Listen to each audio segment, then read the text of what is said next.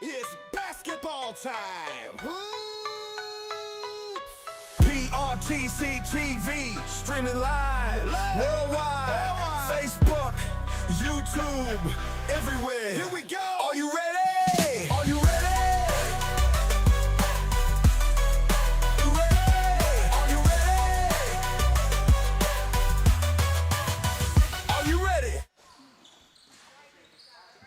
And hello and welcome to PRTC TV's presentation of the 2025 Buckhorn Lake ARH Christmas Classic from Buckhorn High School. We are excited to bring you day number 2 of a total of 3 days of games. Our entire PRTC TV broadcast crew here to bring you all the rare Sunday action. I know many of you probably getting out of church as it's close to noon here as we stream live on this Sunday, December 28th, worldwide across our 2 platforms, our Facebook page and our YouTube channel, PRTC TV. Whether you're joining us on this Sunday on YouTube or Facebook, make sure you hit like on our Facebook page and subscribe on our YouTube channel so we can keep you up to date on everything going on. Our broadcast crew consists of TJ Isaacs, Justin Lakes, and Darian Wilson on camera today, and Mark Solfridge, our longtime producer, in his 16th season covering PRTC TV's coverage, doing a fantastic job. Hunter Carroll alongside for Hunter at the half, our look at stats at halftime, and also at the end of the game, he'll provide some color commentating as well. Country Earl Owens, my longtime friend and radio veteran, member of the 13th Region Hall of Fame. My name's Brian Murray. All of us are here to get it done today, a total of 7 of us to bring you all the action, covering more games in more places than ever before. As a matter of fact, tomorrow, Earl, it will be a personal record for me, maybe not for you, but when we get our 4 games done tomorrow, I'll have covered 34 games in the month of December, as well as our entire broadcast crew will have covered 34 games in the month of December. That's a busy December. That is a very busy December, and January could be just as busy.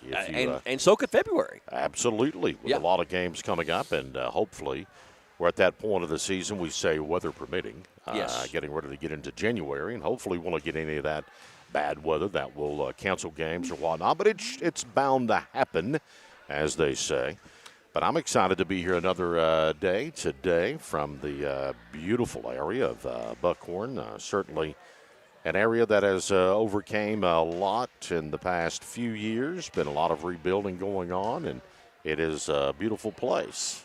2022 in July, they had a horrible flood here. Didn't get to play basketball as Buckhorn High School was underwater, and didn't get to play basketball here for a couple of seasons. Got back into playing basketball here last year, and they've got a completely redone gymnasium, a beautiful small gym here at Buckhorn High School with a mural up of all the wonderful players like Peggy Gay and Dwayne Deaton and Noble and Matt Day and Coach John Noble down there on the end. I just love what they've done with that in honoring a lot of their stellar athletes from across the years. One thing I would be remiss at the top of the broadcast if I didn't mention that the timing of PRTC TV being over here just could not be better. You talk about just absolutely immaculate timing. We have just completed building internet over here in Buckhorn. PRTC ready to serve the area of Buckhorn with reliable high-speed fiber internet, speeds up to 1 gig. These are speeds that have not been available in Buckhorn in history. As a matter of fact, the only 2 providers we're aware of are TDS and satellite internet, and neither one of those are even going to approach 500 meg, and probably more than in the 1 to 200 meg. We have a 500 meg package for $69.95 a month. We don't start with introductory prices and then increase your rates after a few months. You don't have any type of contract you have to sign. PRTC has truly the best internet in the state of Kentucky. We were the first company in Kentucky to build a up to 1 gig speed rural network of fiber in Jackson and Owsley County in 2014. One of the first, as a matter of fact, in the nation to do it back in 2014. And Jackson and Owsley County have been enjoying those incredible speeds, very reliable, for 11 years now. If you don't have the speed or service you deserve, go to our website. That is www.prtcnet.org. That's Paul, Ray, Tom, Cat, Nancy, everything, Ted, spelled out, .org. And click on Can PRTC Serve Your Address. Scroll down, enter your address, then follow the prompts to give us your contact information. We'll reach out to you next week with our wonderful customer service team to tell you more about Kentucky's fastest internet and the wonderful plans we offer, all affordable. And again, no contract, no hidden fees, no nothing. We're excited to serve you.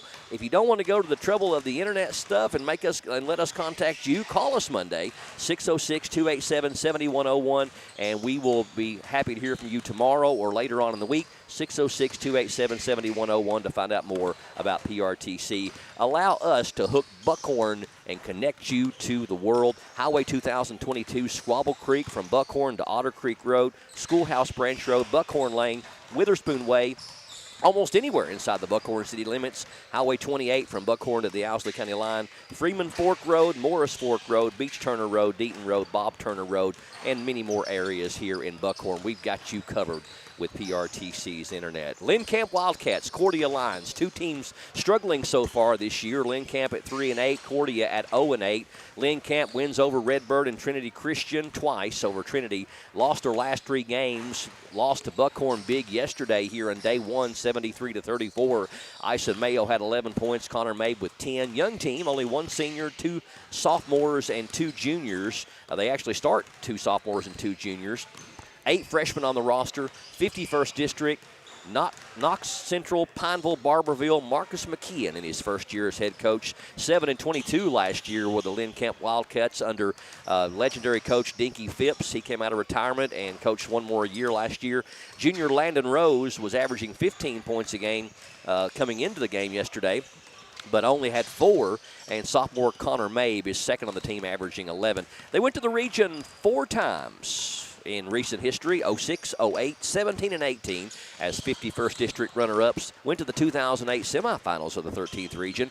2018, their best overall record, 23-8. Tanner Boggs, the star on that team, averaged 25 points per game, and they won the 13th region All-A.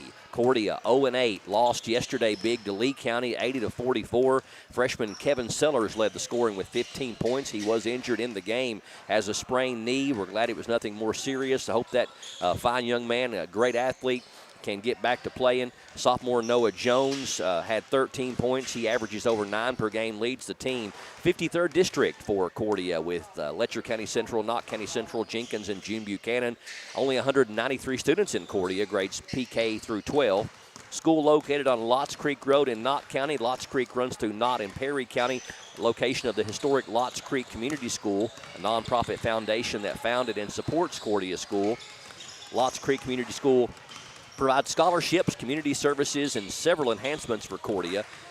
Lotts Creek Community School founded by Alice Sloan, I believe back in the 30s. Cordia made 14th region tournament 6 times since 2005, won the 54th District twice in 2018 and 2022, made the region semis 3 times in 2013, 2018, 2022. Their best recent overall record was 2013 when they were 19-10, and 2018 when they were 19-12. So about to get things underway. I'm thinking that we're going to have a time for the national anthem here in just a moment, and in honor and respect for our national anthem. We'll step away for a quick break, come back. Starting lineups are next. Cordia and Lynn Camp from Buckhorn High School on PRTC TV.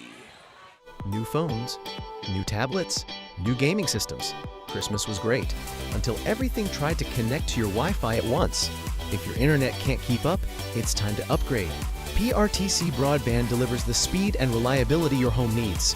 Whether it's streaming, gaming, working from home, or all of it at the same time, don't let slow internet ruin your new tech.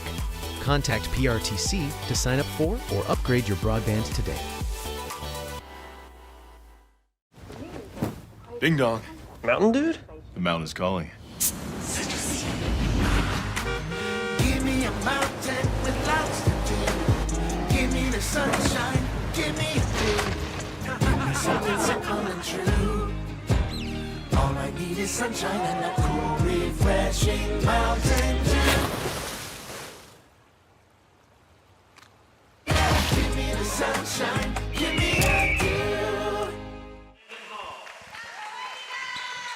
And welcome back to Buckhorn High School in Perry County here on PRTC TV. About to bring you day number 2 of 3 days of tons of high school basketball action here on PRTC TV. First game of 4 today is going to pit the Lynn Camp Wildcats against the Cordia Lions. Starting lineups, first of all, for Coach Marcus McKeon's Lynn Camp Wildcats. They have a record on the year coming in at 3-8. They will start number 15, Landon Rose, number 1, Connor Mabe, number 25, Caleb Woods, number 0, Ison Mayo, and number 24, Caden Powers. For Cordia, under first-year head coach Mitch Smith, they will start number 3, Noah Jones, number 10, Cooper Combs, number 5 is Landon Hall, number 24 is Logan Applegate, and number 5, I already got number 5, I'm missing number 12, Brandon Conley. And for the play-by-play for game number 1, we're going to shift it over to my right side to Earl Owens. And thank you, sir, as we get ready to jump it up here this afternoon. Opening tip going to be controlled by the Lions of Cordia. They have the basketball. They'll work it to the right side. We talk about their record, and you see how hard and scrappy this team plays, Brian, and it amazes me. We're going to have a tie-up here, and they'll come back over to Lynn Camp. The Wildcats get at both of these clubs. You look how scrappy they play, the talent that each team possesses, and you think, wow, how can they be at the record that they have? They will get better as the season progresses, and they'll be able to pick up some more victories. Well, 0-8, very small school, under 200 kids all the way from preschool up until 12th grade. So a small school for sure, but Lynn Camp not much bigger. And the Wildcats will get the first bucket of the afternoon, and a tap by Lynn Camp. Getting back there defensively is Connor Mabe. It will sail out of bounds. Is that Landon Rose on the score? Yes, sir. Okay. Yeah, Rose had the first bucket. Got a steal. Wildcats with the basketball. Caden Powers. Woods will take it up top. Cross court. Pass. Great penetration. Foul is going to be called, and Ison Mayo will go to their charity stripe on this Sunday afternoon.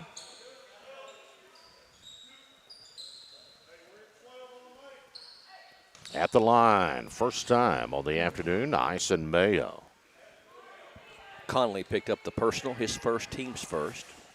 2-zip as Lynn Camp in front. Front ends that one there. That's another thing in these teams here. You talk about the level of competition over a 3-day span. Fatigue may sit in because a lot of these clubs, second free throw no good, but up for the board for Lynn Camp is going to be Powers.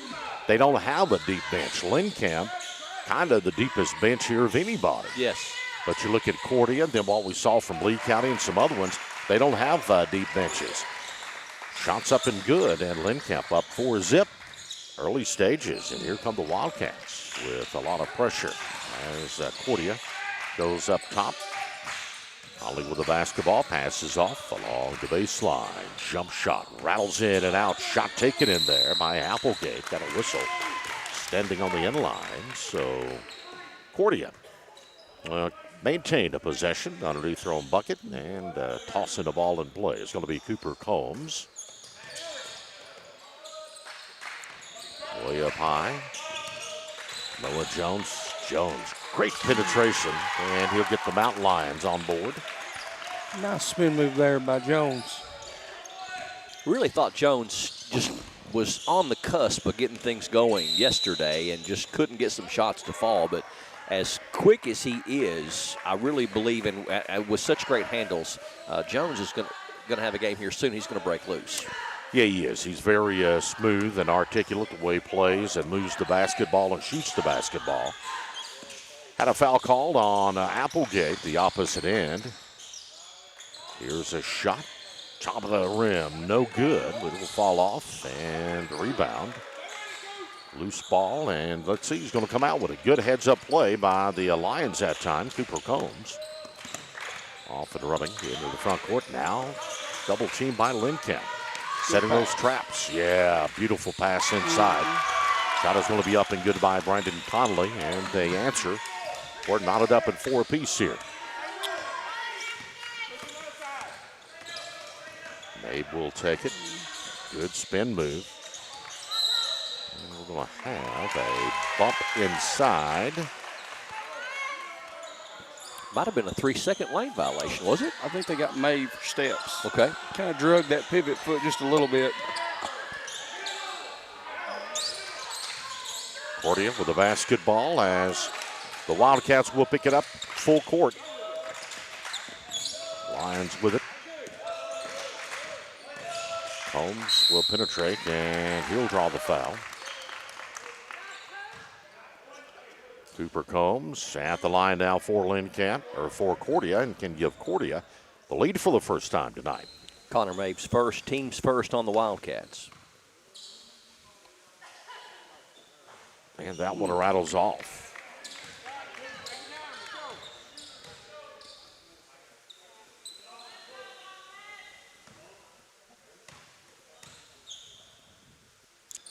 Second one up, and it's good. So Cordia will take the lead. Here's a long three, and that was only momentarily because a huge three is going to be fired from Landon Rose. Turnover. Landcamp will get the ball back.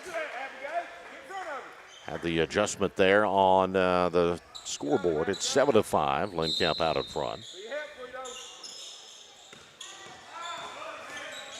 Mayo passes off in the lane. Beautiful cut to the bucket. That time by Gavin Klein. For Connor Mabe. Got my number ones mixed up there. Yeah. Here's a steal, and it's Mabe back down the line. Shots up and in.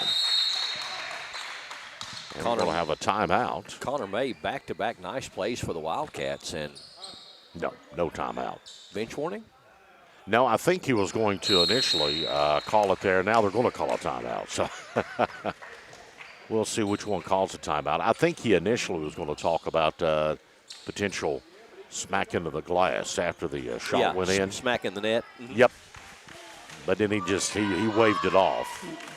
Still haven't seen a sign that whether they're going to say it's going to be a 30-second timeout or a full, so we'll keep Cordia it. called 30. The call to 30. We'll keep it right here. First National Bank of Manchester celebrating 120 years in business. A lot of things have changed since 1905, but our commitment has not changed. It's only gotten stronger. Thanks for making First National Bank of Manchester the bank you trusted for over a century. We'll always be here for you, First National Bank of Manchester. We're all the bank you'll ever need. Member FDIC and an equal housing lender. Back to the action. Here's Earl. Interest rates going to be falling too, Brian. They Absolutely. fell a little bit and got a couple more cuts, according to the Federal Reserve, potentially coming up.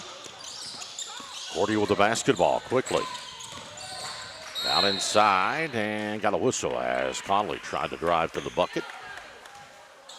Push going to be called on the Wildcats of Landcamp. Second on Connor Mabe. Combs will inject the ball. First quarter play midway point, 11-5, Landcamp. Elijah Mayo checks in for Lynn Camp. Big shot by Landon Hall, and they're going to say just a 2, right?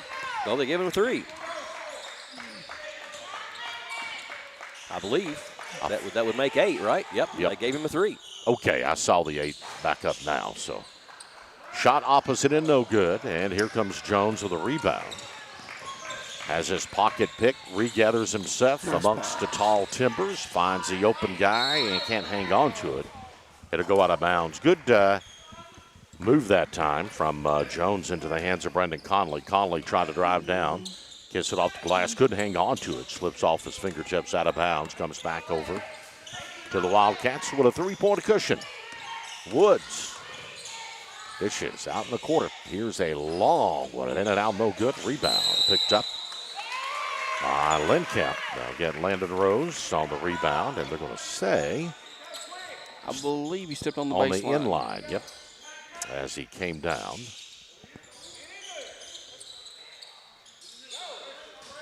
Cordia down by 3 and the ball. Conley comes up top to Combs. Here Coach McKeon called out the play for his Wildcats. Applegate passes. Top of the key threes up no good by Landon Hall. Had one earlier. Rebound off and running. And it's going to be the Wildcats. Applegate. Shots up no good, but a foul is going to be called, or Caden Powers rather. Powers is going to go to the free throw line. Got Landon Hall picking up his second for Cordia.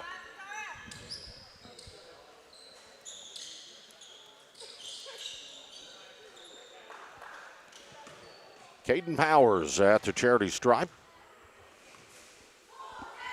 First one is airborne and no.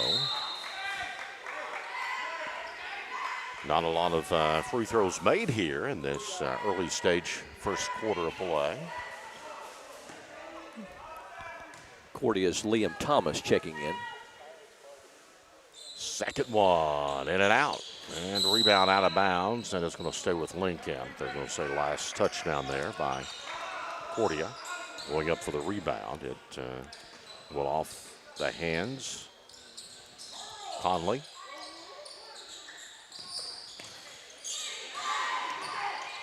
Mayo triggers it in play. Now they'll give back to him, top of the circle. He'll reset the offense. Long run, up, in and out, no good. But a long board is going to be chased down by Elijah Mayo. And step's going to be called on Mayo to come back the opposite direction. 11-8. The closeness of Elijah Mayo and Ison Mayo's names, and the fact that they're both juniors, and maybe some of our viewers can clarify this, could they be fraternal twins? Could be. And I'm sure someone will let us know. Because I don't think they're obviously not identical twins, but the same last name, Mayo, same first initial E, same age. Off the glass, shot is going to be up and good by Lincamp. Caden Powers. And here comes this press, stolen away, down inside, off the glass, up and good.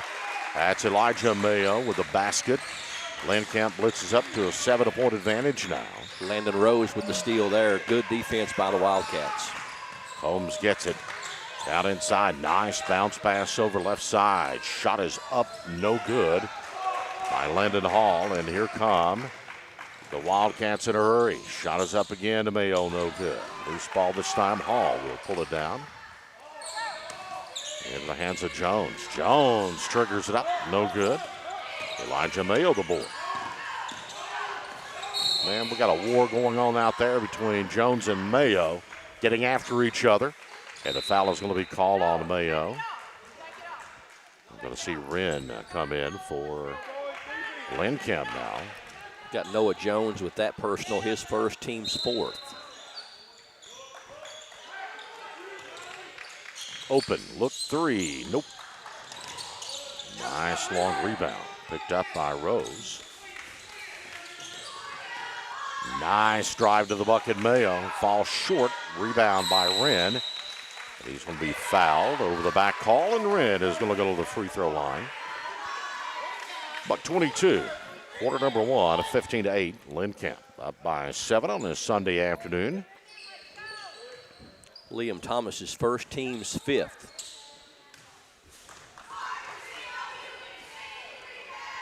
Shot is up, nope. Did you ever hear if DJ Wren was going to play college football? Never did. I meant to ask there earlier, and it slipped my mind. There's a bunch of these. Second one up, Wren, no good either. Rebound is going to be off for the running to Jones. A lot of these Lincamp kids played. Nice little floater, but it falls short. And the 8th grader will secure the rebound for the Lions and try to get the ball back into the hands of Jones, and it goes out of bounds. Mason Cox. Lincamp 0 of 6 from the free throw line here in this first quarter.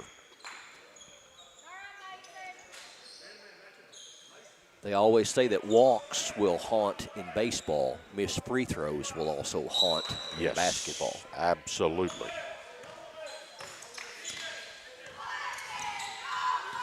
One of the easiest, but yet one of the hardest shots to make. Yes. Has to be a free throw. Down inside, and shot's going to be up good that time as Elijah Mayo gets it up and in. Cox quickly to the bucket, blocked out of bounds, so to stay with the Mountain Lions.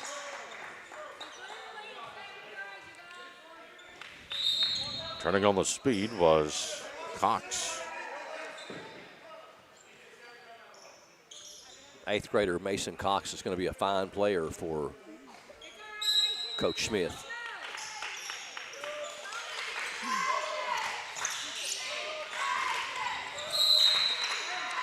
We'll have a foul underneath as they rocket the ball on the block, and then are Colton Miller. And the foul is going to be called. Side court out as Combs will put it in. Combs a little short. Jumper along the baseline. Right side, it's up and good. That's the Wildcat lead down to 7. Wildcats can't hold for the final one, but why? When you go down inside like that, and just for a moment, Wren was open, went up for the shot, and he's going to be fouled again. We'll go back to the charity strike. Number 20 for Cordia, Colton Miller, who had just checked in, picks up his first. Lynn Camp trying to break a streak of 6 missed free throws to open the game here. That one will pop off the front end of the rim, too.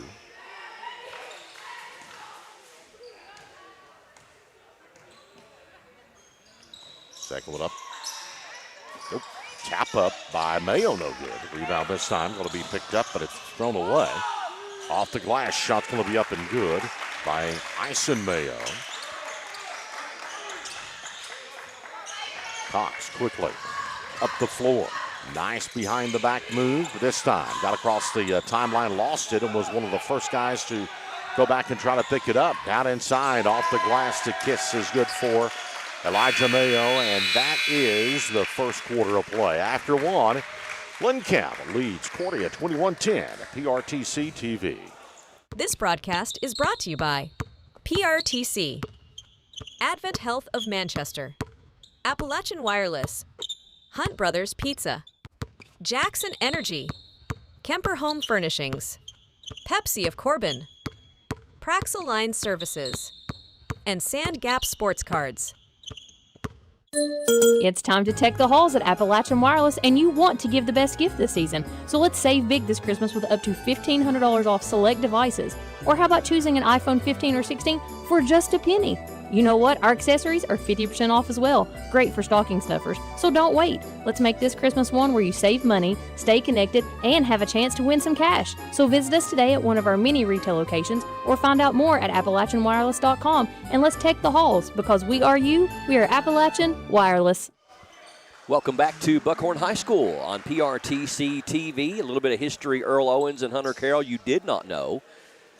Buckhorn used to be called Witherspoon College. Then it was called Witherspoon High School, a historic Presbyterian school here in Buckhorn, founded in 1902 by Harvey Murdoch, serving thousands of mountain students till its operations transferred to the Perry County Board of Education in 1957, evolving into the current Buckhorn High School. Witherspoon, huh? Yep. Good deal. Witherspoon College, then Witherspoon High School, and now there's a road over here called Witherspoon Way. I saw the road and knew the road existed, but I'm assuming that's what it's from. Got a tap behind and goes out of bounds. I personally like saying the word Witherspoon. Witherspoon, yeah? You know? Witherspoon. Yeah. Oh, Mayo went for it, but a good play that time, securing the ball. Combs will penetrate, rattles that one in, and it's back down to 9-point lead. Combs a bright spot for Cordia. He's got 5 to lead the Lions. Woods kicks out, baseline, left side, little fadeaway J, no good. All with the shot. Mayo the board, back up and in. Check that, that is DJ Wren, and Wren will have an old-fashioned three. So for 4 from the line so far, but maybe he can capitalize on this one here.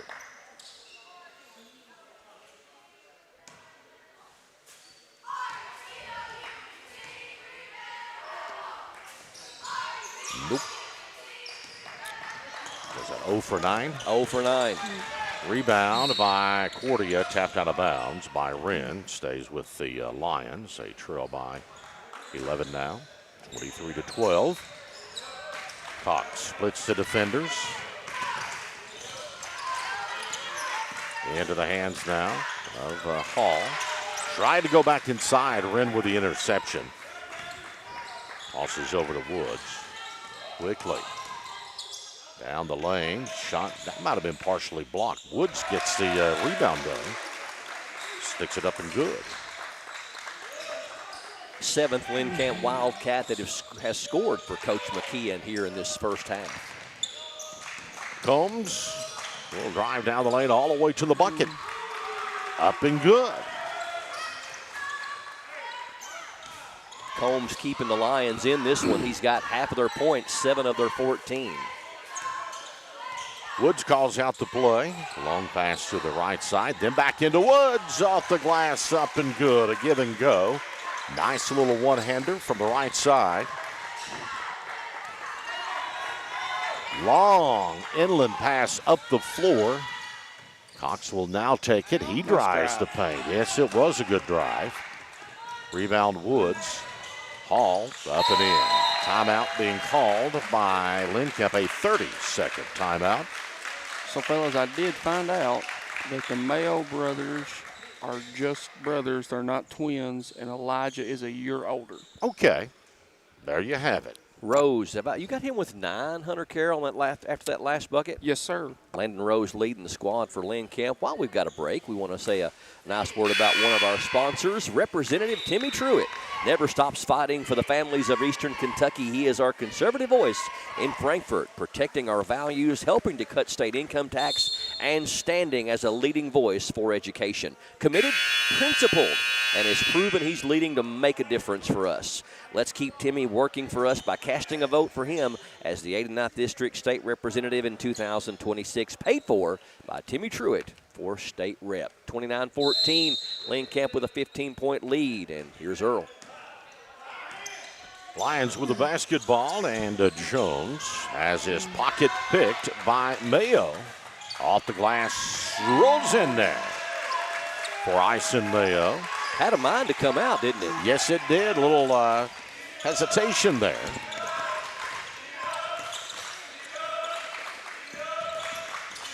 Jones, nice Euro step to the bucket, falls short. Wren with a board and going to be fouled.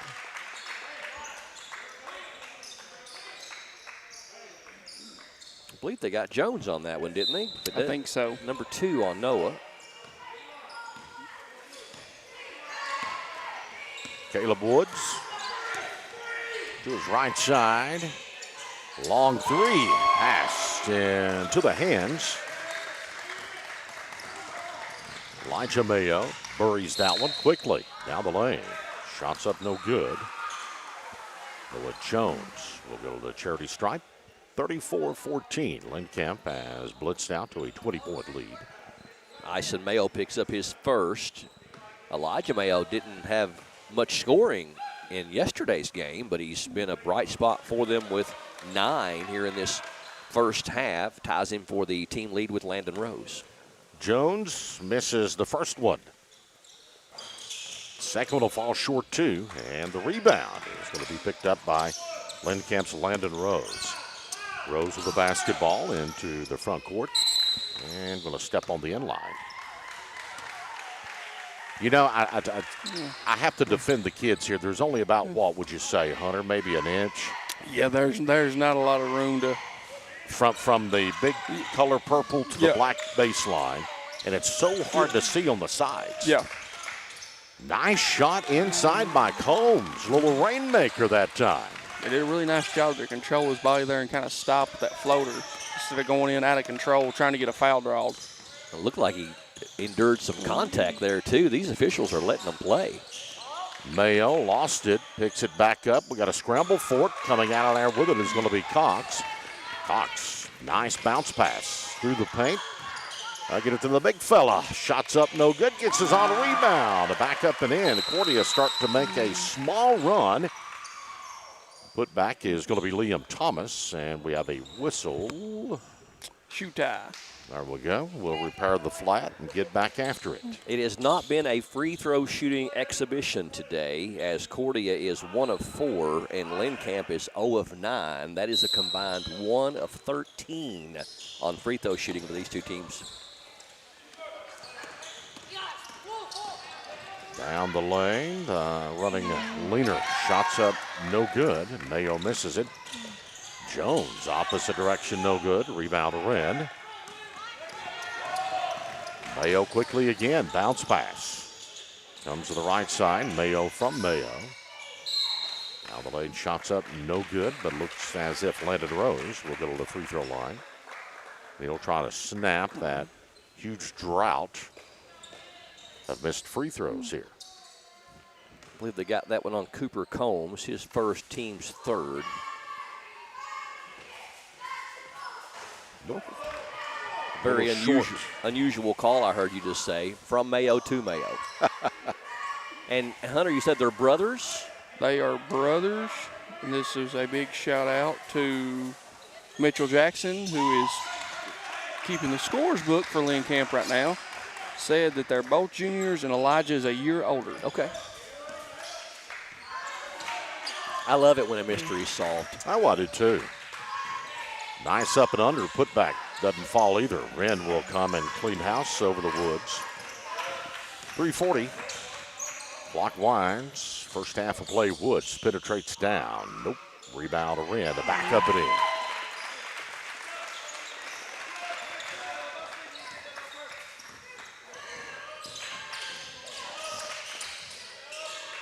Nice move. Nice move to the bucket opposite end. Thomas. Woods takes his time now. Mayo. A little fadeaway. Yes, sir. It's up and good by Elijah Mayo. Double figures now for him with 11. First player on either team in double digits. Long three up, no good. Out of bounds, should be Cordia ball. Indeed, it will be.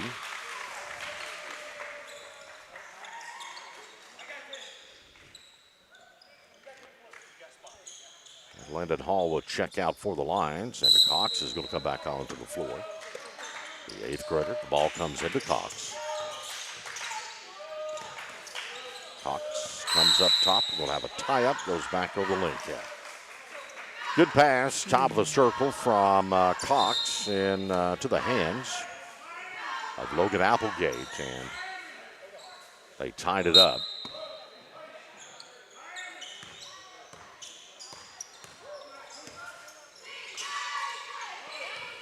Woods up top, will dribble to his left side. That's that little spin move. Now he just at the free throw line will have a little step back that will fall in. 6 for Woods, all here in the second quarter. He's got a pretty shot, a pretty release, does Caleb Woods. Cox will airmail the three, no good. Wren will go up for the board again.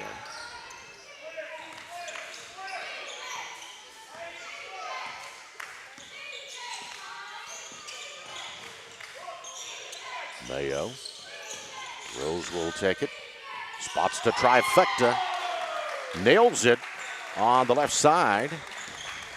13 for Landon Rose to lead all scorers.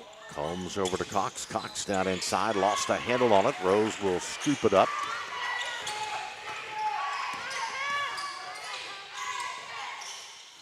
Woods. Drives down the bucket. Reversal up, no good. Nice try by Caleb Woods. Rebound off to Applegate. Combs will drive down the lane. A nice move to the bucket, no good. Cox had it momentarily. It's going to be last touch by Rose of Lynn Camp remains with Cordia.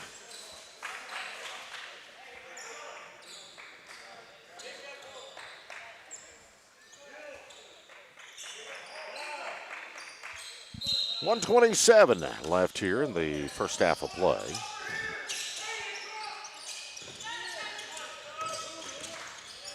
Jones, the leaner, no good. Rebound pulled off by Lynn Camp. Kason Mills just checked in, number 4. He loses it. Shot was up, no good. Rebound going to be picked up. And then Mills is going to come back for the steal and end up getting fouled. A lot of action down there on the right side of the floor.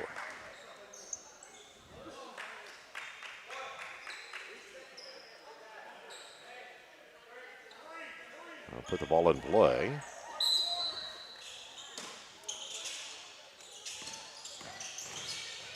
Nice drive to the bucket for Rose. To no avail, and it's going to stay with Lynn Camp. Last touch by the Lions.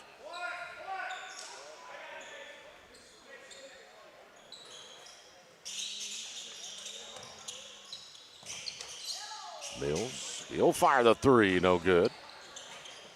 Long ball chased down by Cordia. Getting the rebound the last time. Then Cox is going to be fouled, bumped as he advanced up the sidelines. As Liam Thomas with the board.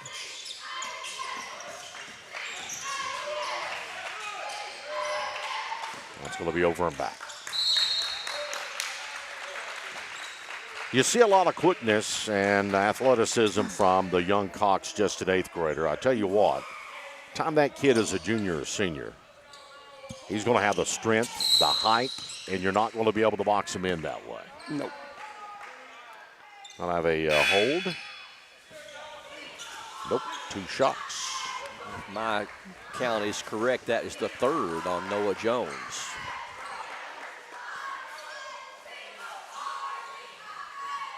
Lynn Camp has outscored Cordia 23-10 here in this second quarter. They outscored them 21-10 in the first quarter, so even quarters in a sense. Shot up from the free throw line is up and good, and that's Kason Mills, yeah. It's not been a pretty shooting night from the line by either team, but that time there's no question for Mills, and this one rims it out, but the rebound picked up by Woods. Back up to Mills. Mills back to Woods. Just 30 seconds remaining in the quarter. Mills will drive the lane. It's up and good.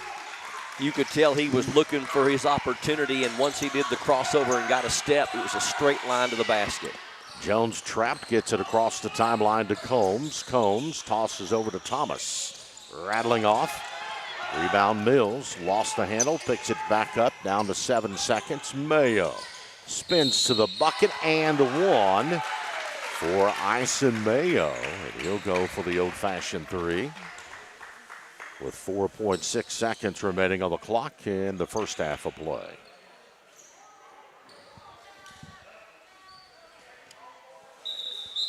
Ison Mayo at the line.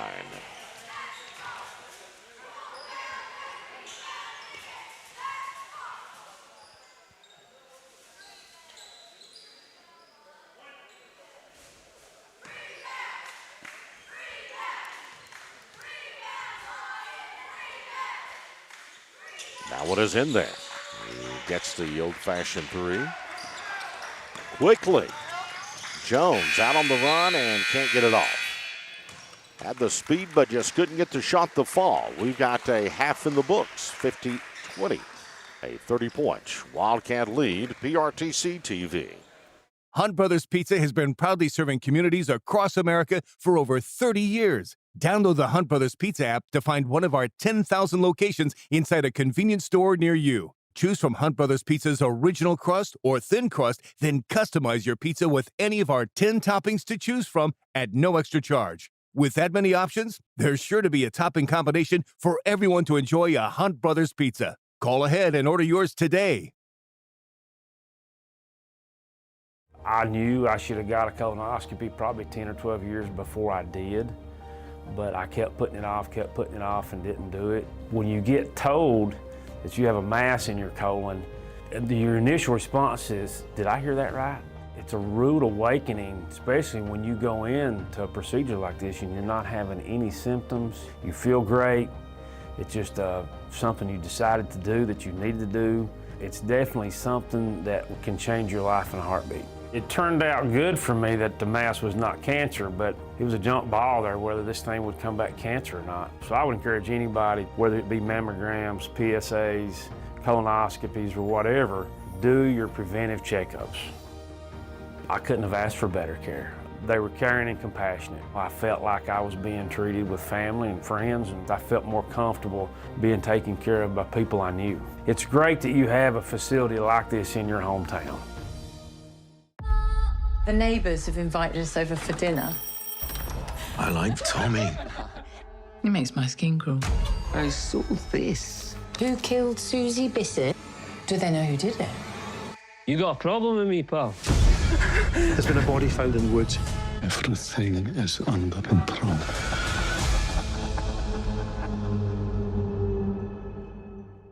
Watch Paramount Plus with Showtime now.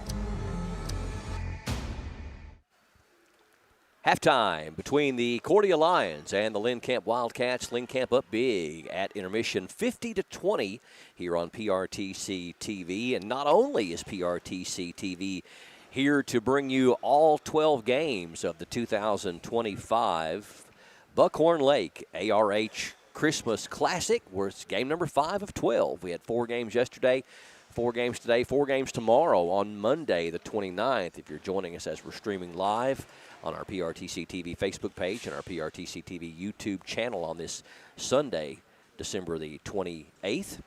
Not only we're here to bring you all the games, but we're here to bring you great internet. We have just gotten our fiber network extended into the village of Buckhorn. It is a village, by the way, Earl. Not a city, but a village. Yes. I did not realize that, but when we come in this morning and I seen the village. Yes. That's the first time I've ever seen that in my life. Now, they have a mayor and they have a council, okay, but it is not incorporated like you would think a city normally is.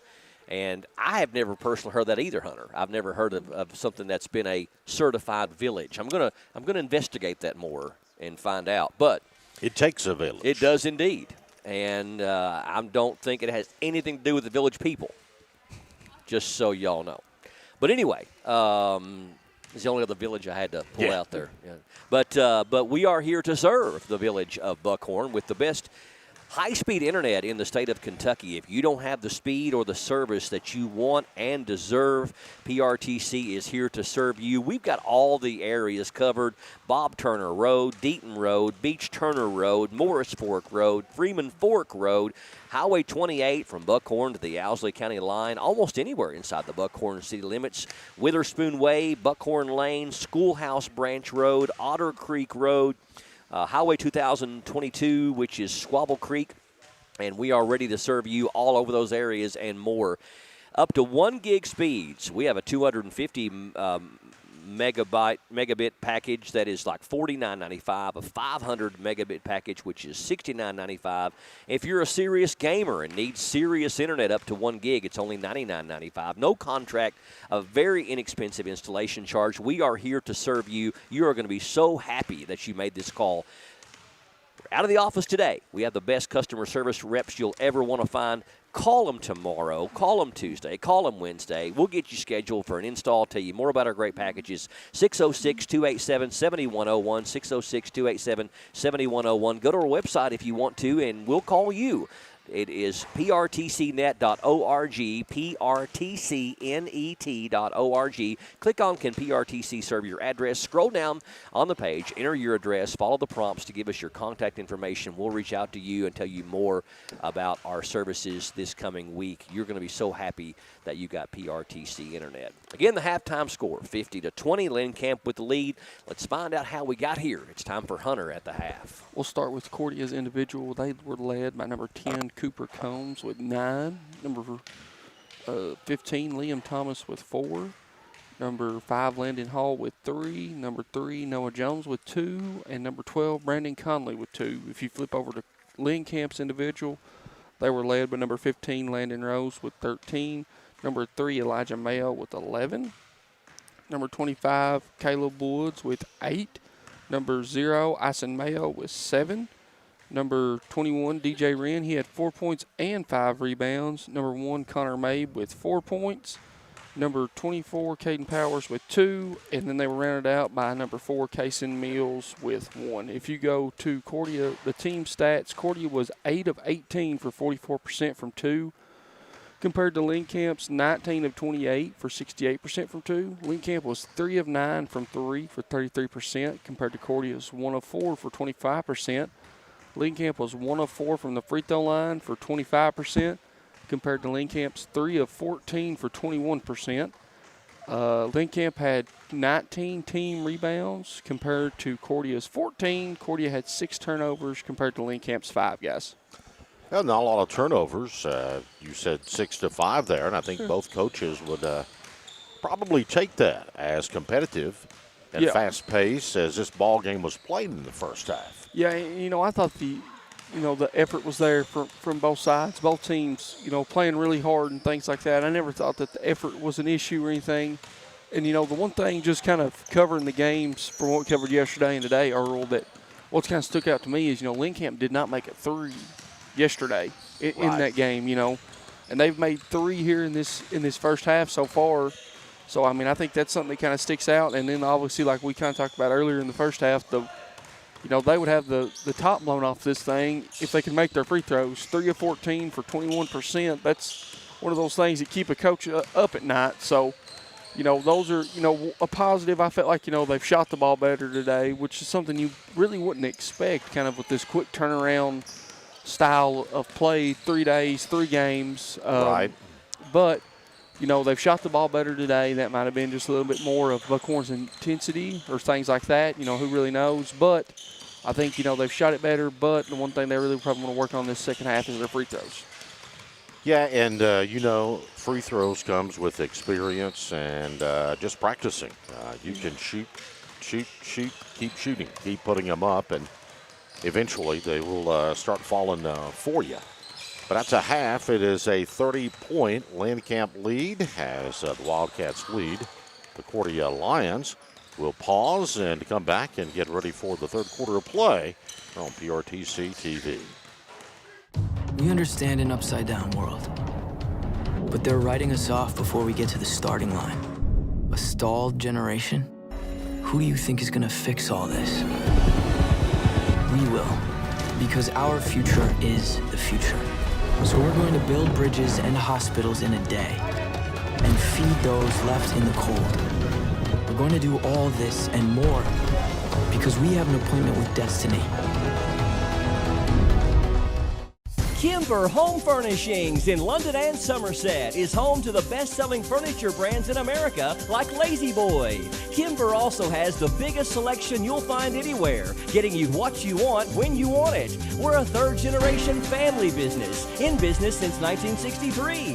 Kimber also believes in investing back in our community and especially our youth. That's why we're proud to sponsor 13th Region Sports. Any building can be a house, but Kimber makes it home.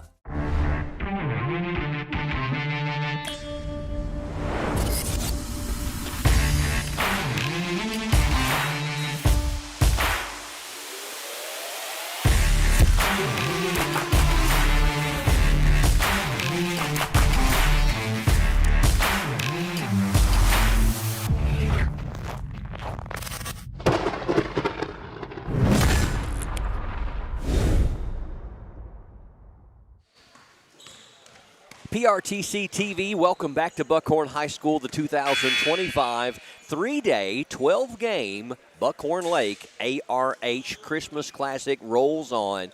50-20, Lynn Camp with a 30-point lead. Cordia, a lot of work to do to get back in this one. Country Earl Owens, always interesting to see the adjustments the coaches make at halftime and see what kind of changes they make, because a lot of games are won and lost in the third quarter. Absolutely. Very important third quarter, and Cordia will have the basketball as we begin our third quarter of play. They've got a massive mountain to climb, but their backs have been against the wall several times. The Lions have, due to their youthfulness.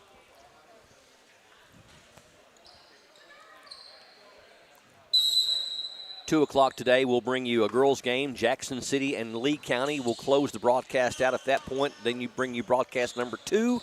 4 o'clock boys' game today will be Lee County and Buckhorn, part of our second broadcast today. And then a second game in that broadcast at 6 o'clock today will be the Wolf County Lady Wolves and the Buckhorn Lady Wildcats. 2 boys' games, 2 girl games today. Long three, up no good by Logan Applegate, and a rebound comes off to Jones. Floater, nope. Rebound came off to Cordia, but couldn't hang on to it. Thomas is going to scamper out of bounds, and Lynn will get the basketball for the first time this afternoon. Mitchell Smith, head coach of Cordia, longtime assistant with Shannon Hoskins over at Perry Central. His wife, Cecile. I was telling you guys earlier, Ollie Hall and I played music for their wedding years ago. Cecile, the cheerleading coach for Cordia, Clay County native, and then Pay Napier, assistant with Coach Marcus McKee and Lynn Camp, a retired city police for the city of Manchester. Tie up on the opposite and all kinds of connections. You know, it's one of the good things about the mountains, I guess. No matter where we go, we either have family, friends, or there's a common factor denominator that we know somebody. Yeah, and that was even like one of our referees we have today. Ryan and I were talking to her earlier before the tip in the stream, and actually knows one of our former Jackson County boys basketball player who is also a trooper as well. Small world. It is small world. Not a small shot that time by Lynn Kemp's Connor Mabe. It's up and good. That's just a great two-man game there with Mayo and Mabe. Searching for the answers, and it's going to be stolen away by the Wildcats, and getting the pick that time, Mabe. Shoots it to the corner. Rose with a long three. It falls short, and Cordia, can they save it? Jones does, but it goes out of bounds. And they'll say deflected out by Rose. So Cordia will put the ball in play right at the Lynn Camp bench. Old Ollie Hall. I miss Ollie. He's still around. I know. I just miss seeing him. He is a good one. He was a TBK guy for a long time over on the radio, wasn't he? Still is today. If you drive by, you'll see that smiling face in the studio today, as a matter of fact, Brian. Here's a long three, up no good. Rebound is going to be chased off there by Hayden Powers. Powers over to Ison Mayo.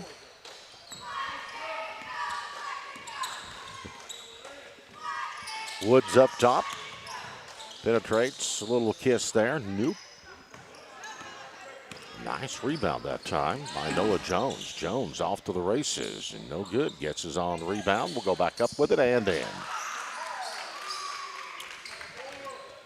First bucket for the Lions here in the third quarter of play.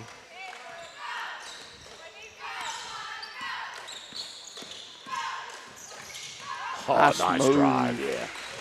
That was all Ison Mayo. 100%. From top to bottom,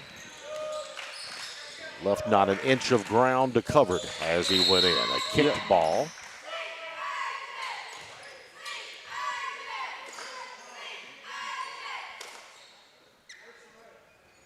Cordia puts the ball inside court out, trailing by 32. Combs with it up top. Picking him up defensively is going to be Connor Mabe. Cox checks back in. Nice bounce pass underneath to Thomas. Lost it, picked up by the Wildcats. Connor Mabe. Cordia really missing the scoring and rebounding of Sellers, who hurt his knee yesterday. Nice drive to the bucket. It doesn't fall, and a foul going to be called on the rebound as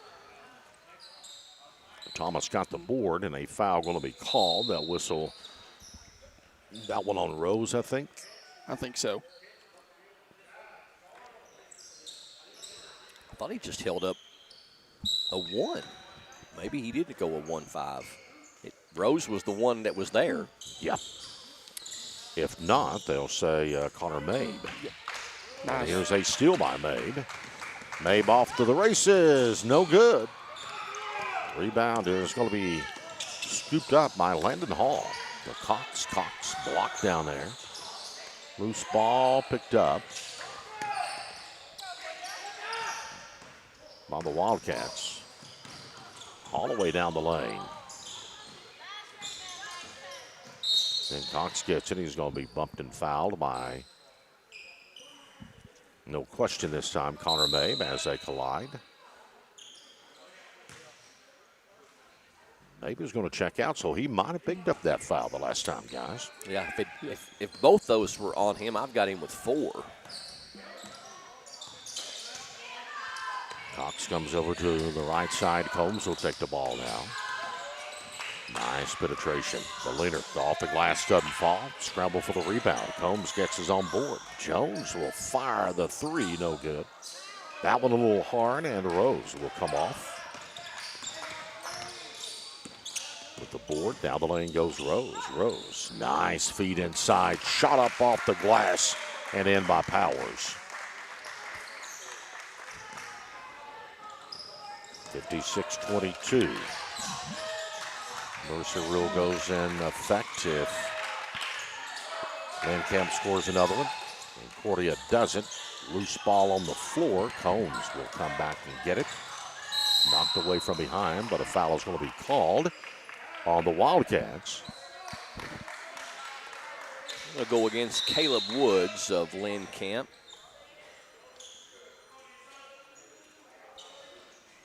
Coach Smith trying to bring in 2 at a time. Give some breathers. Only 3 bodies on that bench that can play today for Coach Mitchell Smith. And that's a disadvantage in itself when you don't have the bodies out there, especially when you're playing a back-to-back-to-back event. And Sellers is going to be out at least through the end of the week.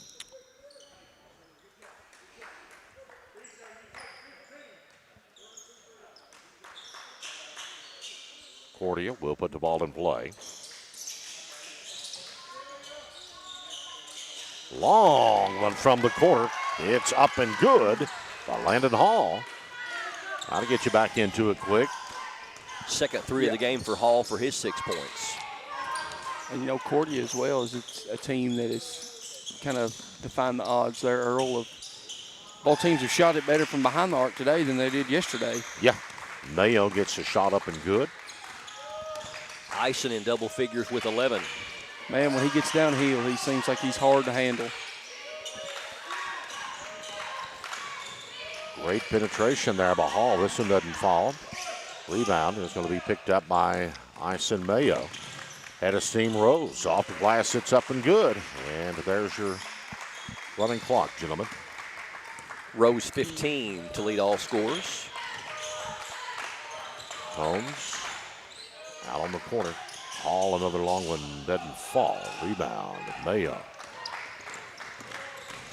Mayo, coast to coast, bounced it back over to Rose. Couldn't get there in time. Will go out of bounds. Right idea, just didn't execute it.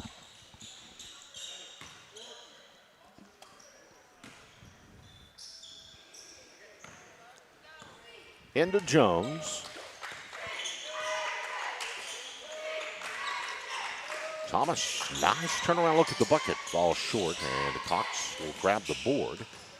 Cox getting out of those tall timbers, trying to pass the ball to Combs. Going to be intercepted. Mayo, opposite direction. Mayo, step's going to be called. But they're going to say a push before that.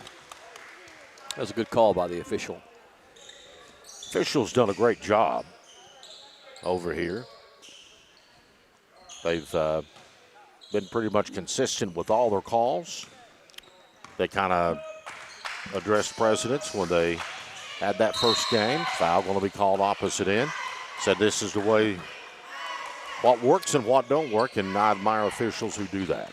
And that one, I think, they've done a pretty good job as well of, they've let them play, but not let it turn into just a good old-fashioned rock fight. Sure. Yeah. Nothing crazy, and I don't feel like there's been anything chippy or dirty or anything by anybody that we've covered so far. No. I think consistency is always the thing I look for in officials, and I would much rather them consistently say almost no blood, no foul, than I had a bunch of nickel and dime fouls that make the game take 3 hours and takes good players out of the flow of the offense.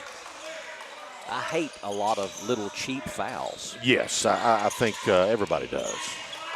But these have done a remarkable job. So I'm sending out, steps going to be called.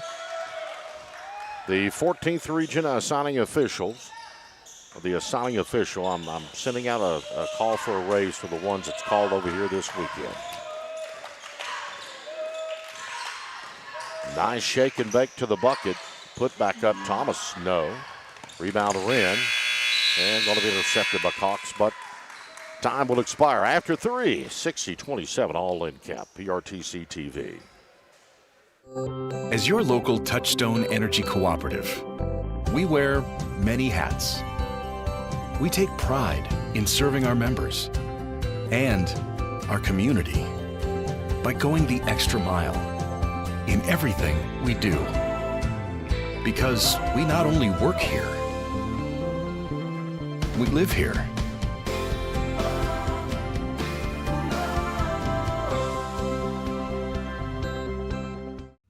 I'm past Dick Fred.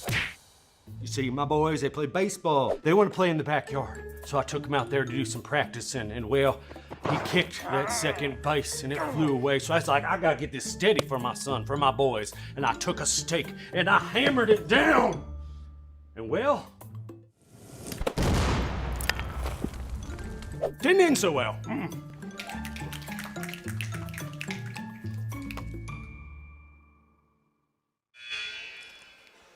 PRTC TV welcomes you back for the final quarter of game number 1 of 4 today. Lynn Camp with the commanding lead, 60-27 over Cordia. And back with the play-by-play, here's Earl Owens. Jones just beyond the free throw line. No good. Really nice closeout by Wren there. Stays with Cordia, they'll say. The Lions will keep the basketball. This will be a fast-moving fourth quarter as we are in the mercy rule. Jones mails one in. Nope. Long rebound by Cox, goes back to get it. Baseline, good move by the little fella. Shot doesn't fall, but a foul going to be called on DJ Wren, the senior on the 8th grader. And Mason Cox will make a trip to Freetown, USA. Have him a pair of free throws here.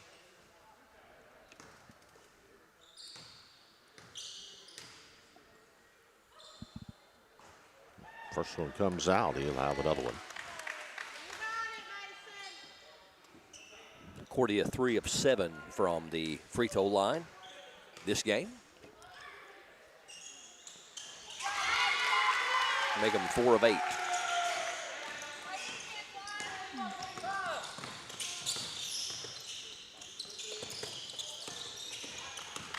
Down inside to Mayo. Shot is up and a 1 for Mayo.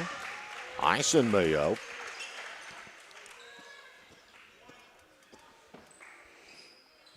Mayo with 13. 1 of 3 Lynn Camp Wildcats in double figures. Elijah Mayo, his brother, has 11, and Landon Rose has 15. 3-point play. No good the shot, and a foul is going to be called on the rebound. So Cordia get the ball back. We talk about the small world, and a good friend, Chief Engineer WYMT Greg Creech, sent me a message, said, hey, Earl, Noah Jones is my grandson. And I didn't know that. No idea Greg had a grandson that old because, you know, Greg and I are the same age, basically. And we're young. Too young to have a grandson. Right. That old. Floater is going to be up and good. Elijah Mayo having a really good game. 13 points for Elijah.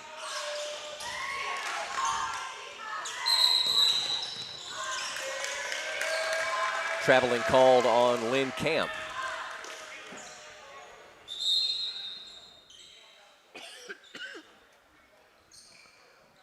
A whole new crew coming in for Coach McKeon's Lynn Camp squad. Probably the last time we'll see the starters in this game as Lynn Camp going to cruise to the victory this afternoon.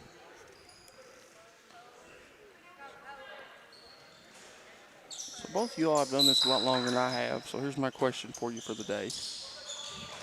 I was looking at the All-A earlier, trying to get ready for the All-A in a couple weeks. If Lynn Camp and Barberville have to play each other, does that count as a district game? In the All-A? Yes. No. All-A's a totally separate entity. Yep. You know they do the 2A too. Yes. I was talking with Coach Shannon Blank before the game, the boys coach here at Buckhorn, and there was talking about Cordia and some of the sanctions they went through because of the recruiting issues a decade or so ago. And Coach Blank was talking about the fact that they still got to play in the All-A, even though they were sanctioned, because All-A is not a KHSAA event. Now, I didn't know that until he told me that, but All-A is a totally separate deal. Down the lane, shots up, no good. Foul is going to be called, and now Cordia, see which line it's going to be on. Going to the line for Lynn Camp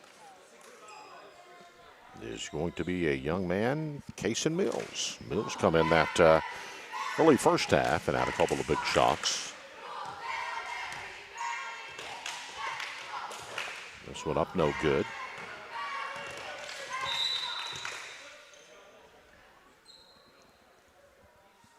Number 1, Gavin Klein checking in for Coach Smith, replacing Noah Jones.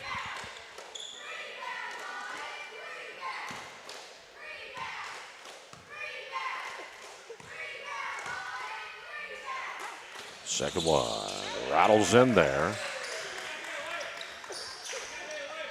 Klein. Mills gets 1 of 2. Klein 2 of 4 from the free throw line for his 2 points. I'll make that Mills, Kason Mills. And Cordia will throw it away on the opposite end. All in Camp this afternoon, 65-29. Cordia only 2 field goals since halftime. And it's going to be picked up by Cox. Cox quickly, opposite direction. Down inside he goes. Lost a handle on it, and the step's going to be called. It'll stay with Cordia.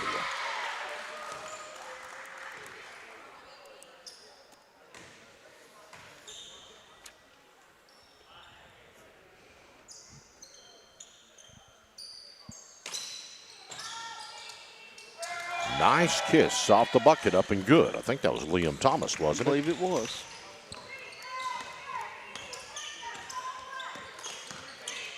Bullet pass underneath, no good. Foul is going to be called. And to the line for Lynn Camp.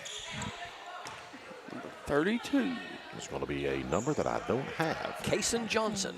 Well, I'm glad you had that one. You are the man. Yes, Hunter had it on the part of the page that I had covered up. Sorry, apologize. I knew that Hunter would have everything in order. Absolutely. He always does. Second one up, no good. Rebound off to the Lions. Cox down the lane, off the glass, up and good. First field goal for the 8th grader Mason Cox. He's got 4. And the official looks up and sees substitutions trying to check in and very alertly stops the game to let those players get in. Under a minute as Lynn Camp will put the ball in play. Directly in front of Hunter.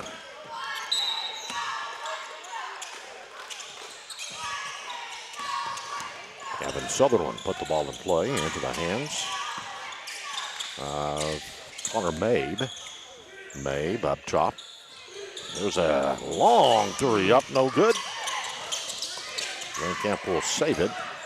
Mabe down inside. Shots up, no good, but a foul going to be called.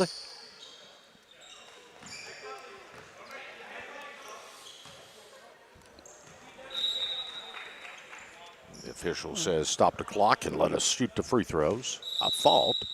There we go.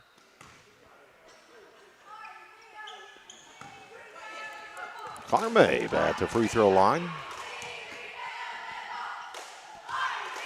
Shot is up and back of the iron, a little too strong. He'll have another one.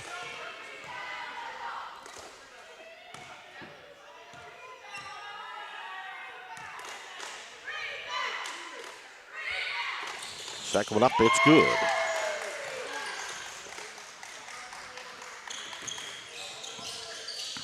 I've got them like 5 of 22 from the free throw line today.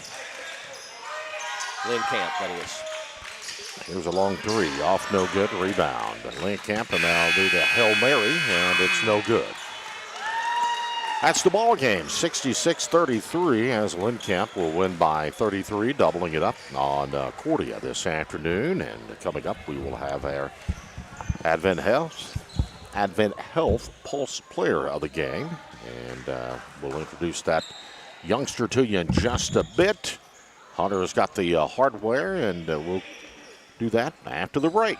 Here. If you like sports cards and memorabilia, you'll love Sandgap Sports Cards in Enville. Can't make it to the store? No problem. Brian and Joey bring the region's best deals straight to you with their weekly Facebook Live shows. With over 30 years of collecting experience, every sale is packed with fun, excitement, and fan favorite finds. Follow Sandgap Sports Cards on Facebook and get in the game. Video gaming is a great way for families to have fun together. And PRTC's reliable internet and Wi-Fi is a game changer. Super fast download and upload speeds up to 1 gig. And GigaSpire whole home Wi-Fi power today's most exciting games on consoles, handhelds, even VR headsets with no lag or buffering. Contact PRTC and level up to game-changing internet and whole home Wi-Fi today. Hey, it's Kristen Mulcahy from Appalachian Wireless. Are you ready to give the gift of connection this Christmas? The kind that keeps you close no matter the distance? Well, at Appalachian Wireless, it's time to tech the halls, and we're slaying some amazing deals. Do you want a phone, tablet, and a smartwatch? Well, who doesn't? The good news is we've got a promotion just for that. So what are you waiting for? These incredible deals are only as good as supplies last. So visit us in one of our many retail or authorized dealer locations, or visit us on the web at AppalachianWireless.com. Because we are you, we are Appalachian Wireless. And welcome back to Buckhorn High School PRTC TV, bringing you the 2025 Buckhorn Lake ARH Christmas Classic. Game number 1 of 4 today. Game number 5 of 12 games over 3 days in this unusual round-robin style format. Lynn Camp with a big win over Cordia by 33, 66-33. They double them up right on the spot. Lynn Camp improves to 4-8 on the year, and Cordia drops to 0-9. And one of the big reasons why, Mr. Landon Rose, he hit his season average today. Averages 15 points per game. That's exactly what he had today, 15 points and 7 rebounds. Landon, congratulations on the win today. You guys had a tough go of it yesterday, and good to bounce back today. Talk to us about the effort today against Cordia. Coming into it, we lost yesterday pretty bad, so Coach wanted us to focus on keeping the effort. So instead of slowing down when we're already up, we just kept the gas, and, it helped us prevail, get the win in the end. Kind of a gathering of small schools, if you will, in this tournament. Cordia, Lynn Camp, Buckhorn, Lee County, different schools in here that have smaller enrollments than some of the bigger schools. But you're used to that over in the 51st District, you all being, I believe, the smallest school in your particular district. What's it like for you playing for a small school versus what some of these other kids may experience in some of the larger schools? Well, there's not as many people on the team, so they're able to get closer with one another. And obviously, you don't have a lot of money, but that doesn't really matter. It's just how you play, how you get a good coach, and how they teach you how to play. It doesn't really matter how big how school year is, just how you play basketball. How many years now for you playing with Lynn Camp? This is my first year. Okay, first year playing. So first-year head coach Marcus McKeon. Last year you guys had Dinky Phipps in there. Where did you play ball last year? I was at Corbin. At Corbin, so went over to Lynn Camp. Now, this is a unique, and this is your first experience here. This is our first experience here. What's it like playing 3 games in 3 days in a round-robin style format where you play basically all 3 teams in the particular tournament? Well, it's kind of like an AAU tournament, just without being able to be disqualified because you lost. It's fun playing back-to-back-to-back. There's nothing better than basketball, of course. So, it's just great playing 3 games back-to-back. Love doing that. Love basketball. So I really love coming up here and, keep playing over and over. Does Tay Napier keep you in shape to keep you able to do that? He does.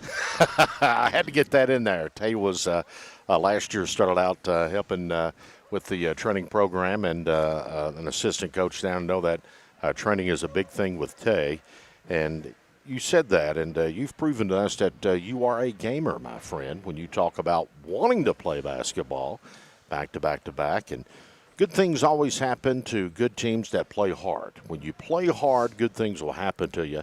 And David has defeated Goliath back in the biblical times. So it's, I guess, to quote one of the great philosophers of days gone by, it's not the size of the dog in the fight, but the size of the fight in the dog. And if you keep working hard, you eventually will come out on top. I have the hardware here, Mr. Brian. Yes, a big congratulations to you, Landon. 15 points and 7 rebounds. You are awarded our Advent Health of Manchester and UK Healthcare Pulse Player of the Game. And, you know, listen, what a great way to finish off the weekend with a victory over Lee County tomorrow. You guys play them at noon. Go enjoy the win, and good luck to you guys tomorrow. Thank you, sir. All right, thank you, Landon. Landon, our Player of the Game for Advent Health of Manchester's Pulse Player of the Game. 15 points and 7 rebounds to lead his squad to victory. And if you want to, hang your handset to Mr. Hunter Carroll there behind you, Landon, and go enjoy your win, my friend. And we hope to see you tomorrow for the Monday game. And, Hunter, if you want to join us and get his headset off of him there, we'll wrap this broadcast up and give you an opportunity to look at some final numbers. Don't forget, now we've got some games coming up. We've got a 2 o'clock game, a 4 o'clock game, and a 6 o'clock game today. We've got a girls game coming up for you at 2 o'clock today, and that is going to be pitting Jackson City looking for their first win of the year against Lee County. Then at 4 o'clock, we'll have a boys game for you. That should be a dandy game today between Lee County and Buckhorn boys. And then at 6 o'clock this evening, we'll have our final game of the day, and that's going to be a girls game. And that should be a good one as well, Wolfe County and Buckhorn. So before we close this one out, let's get a final look at all the stats, individual and team. And for that, we'll go to Hunter Carroll. We'll start with Cordia's individual. You had number 10, Cooper Combs with 9 points. Number 5, Landon Hall with 6 points. Number 3, Noah Jones with 6 points, 6 rebounds. Number 15, Liam Thomas with 6 points, 5 rebounds. Number 2, Mason Cox with 4. And then they were rounded out by number 12, Brandon Conley with 2. If you flip over to Lynn Camp, you had number 15, Landon Rose. He had 15 points, 7 rebounds. Number 0, Ison Mayo with 13. Number 3, Elijah Mayo with 13. Number 1, Connor May with 7. Number 25, Caleb Woods with 8. Number 21, DJ Wren with 4 and 7. And then they were rounded out by number 4, Kaysen Mills with 2. And then if you go to the team stats, Cordia was 11 of 31 for 2 for 35%. Compared to Lynn Camp's 26 of 38 for 68%. Lynn Camp was 3 of 10 behind the three-point line for 30%, compared to Cordia's 2 of 10 for 20%. Cordia was 5 of 10 for 50% from the free throw line, compared to Lynn Camp's 5 of 21 for 24%. Lynn Camp had 27 team rebounds compared to Cordia's 24. Cordia had 8 turnovers compared to Lynn Camp's 11. All right, final score again. Lynn Camp wins it over Cordia 66-33. Lynn Camp improving to 4-8 on the year. Cordia falls to 0-9. Lynn Camp will be in action here tomorrow as they will take on Lee County in the 12 o'clock game. We'll bring that to you. And then Cordia will also be in action tomorrow. They'll play in the 4 o'clock game against the home team, the Buckhorn Wildcats. We're going to take a break and hear some words from our sponsors. We've got about 40 minutes until the start of the 2 o'clock game. That'll be a girls game. That is going to be our next broadcast. That will be Jackson City and Lee County. We'll step away for a break and come back with more from Buckhorn High School coming up next on PRTC TV. Dr. Pepper presents a Playoff-uary special. Happy Playoff-uary! 31 days of playoff football. Not for Tech. I didn't make the playoff this year. Hey, Mr. Platypus. Got you a Dr. Pepper Zero Sugar. Wait. Tech stinks! Guys, come on, stop! That's for planting your flag on our turf. We're just kidding. Happy Playoff-uary! College football, it's a Pepper thing. Warden, take care of my brother Kyle, and I'll take care of you. This is my castle now. Do we understand each other? You're about to have a plague of outsiders descend on your town. What you expect in return? Partnership. It's kind of consequences.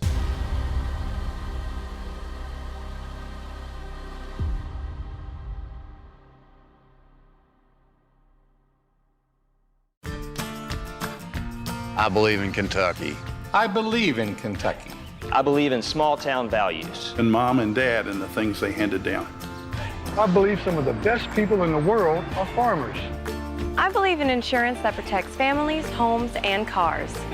I believe in always finding a way to do what you love. I am Kentucky.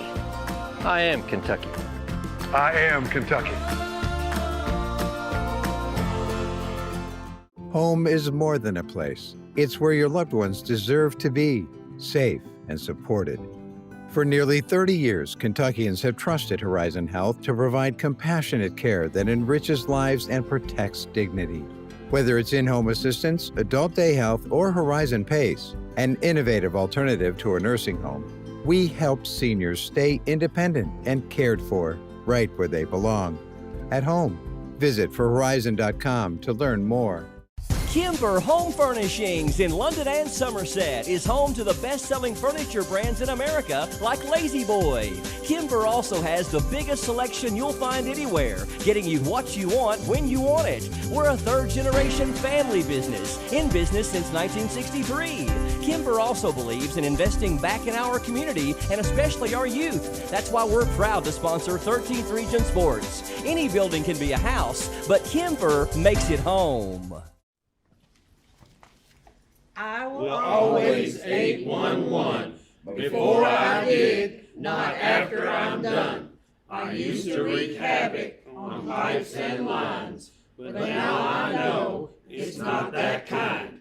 I was a bad neighbor, the damages were big, but now I know it's important to 811 before I dig.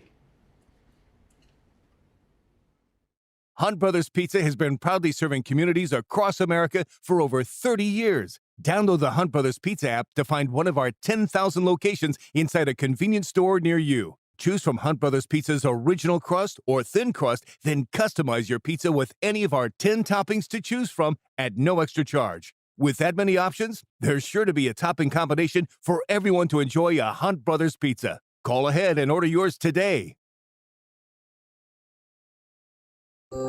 As your local Touchstone Energy Cooperative, we wear many hats. We take pride in serving our members and our community by going the extra mile in everything we do. Because we not only work here, we live here.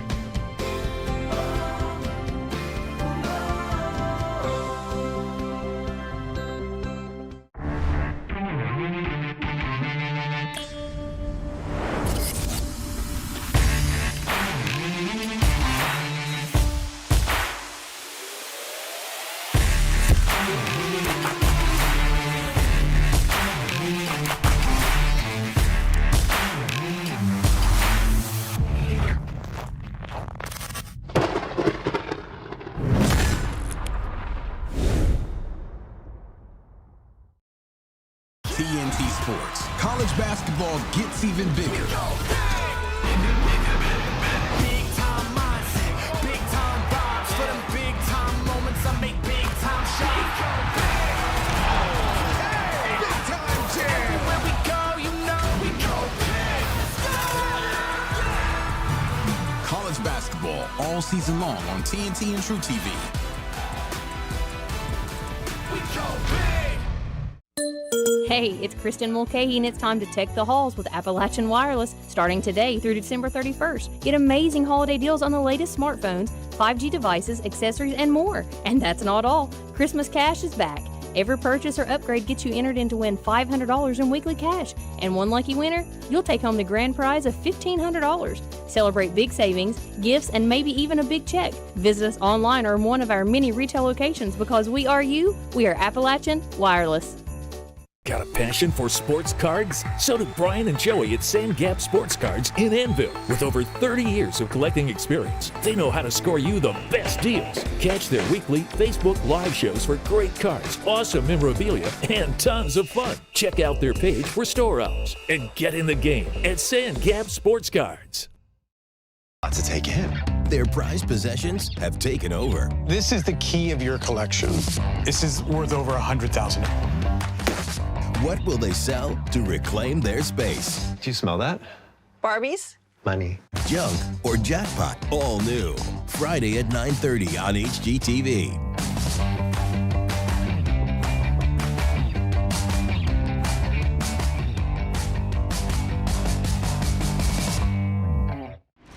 Whoa, looks like somebody just upgraded to PRTC. With internet speeds this fast, you'll need the rush of pure fiber power. Streaming? Smooth. Gaming? Instant. Video calls? Crystal clear. That's the strength of PRTC's 100% fiber network. No slowdowns, no lag, just pure unstoppable speed. Contact PRTC to sign up for or upgrade your current speed today. And get ready to live life in the fast lane. Hey, I'm Dan. I ruined my son's professional gaming career. He was big into Fort Blocks when he turned 31 and moved back here. He's building up. Boom, get him. He was in some sort of retirement when I was out back, so I put it in the fire pit. Boom, got him, dead him. 14 left. What? No! I'm tired of this. It was just a fire pit. Hunt Brothers Pizza has been proudly serving communities across America for over 30 years. Download the Hunt Brothers Pizza app to find one of our 10,000 locations inside a convenience store near you. Choose from Hunt Brothers Pizza's original crust or thin crust, then customize your pizza with any of our 10 toppings to choose from at no extra charge. With that many options, there's sure to be a topping combination for everyone to enjoy a Hunt Brothers Pizza. Call ahead and order yours today. Dr. Pepper presents a Playoff-uary special. Happy Playoff-uary! 31 days of playoff football. Not for Tech. I didn't make the playoff this year. Hey, Mr. Platypus. Got you a Dr. Pepper Zero Sugar. Wait. Tech stinks! Guys, come on, stop! That's for planting your flag on our turf. We're just kidding. Happy Playoff-uary! College football, it's a Pepper thing.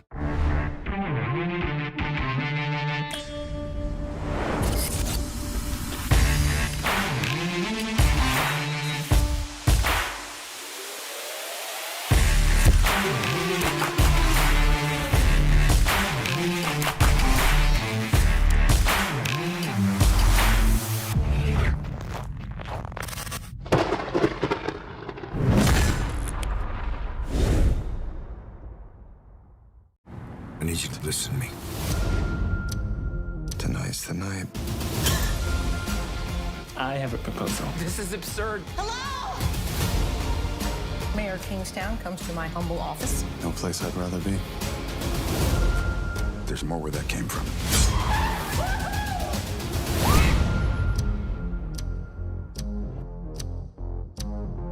Watch Paramount Plus with Showtime now.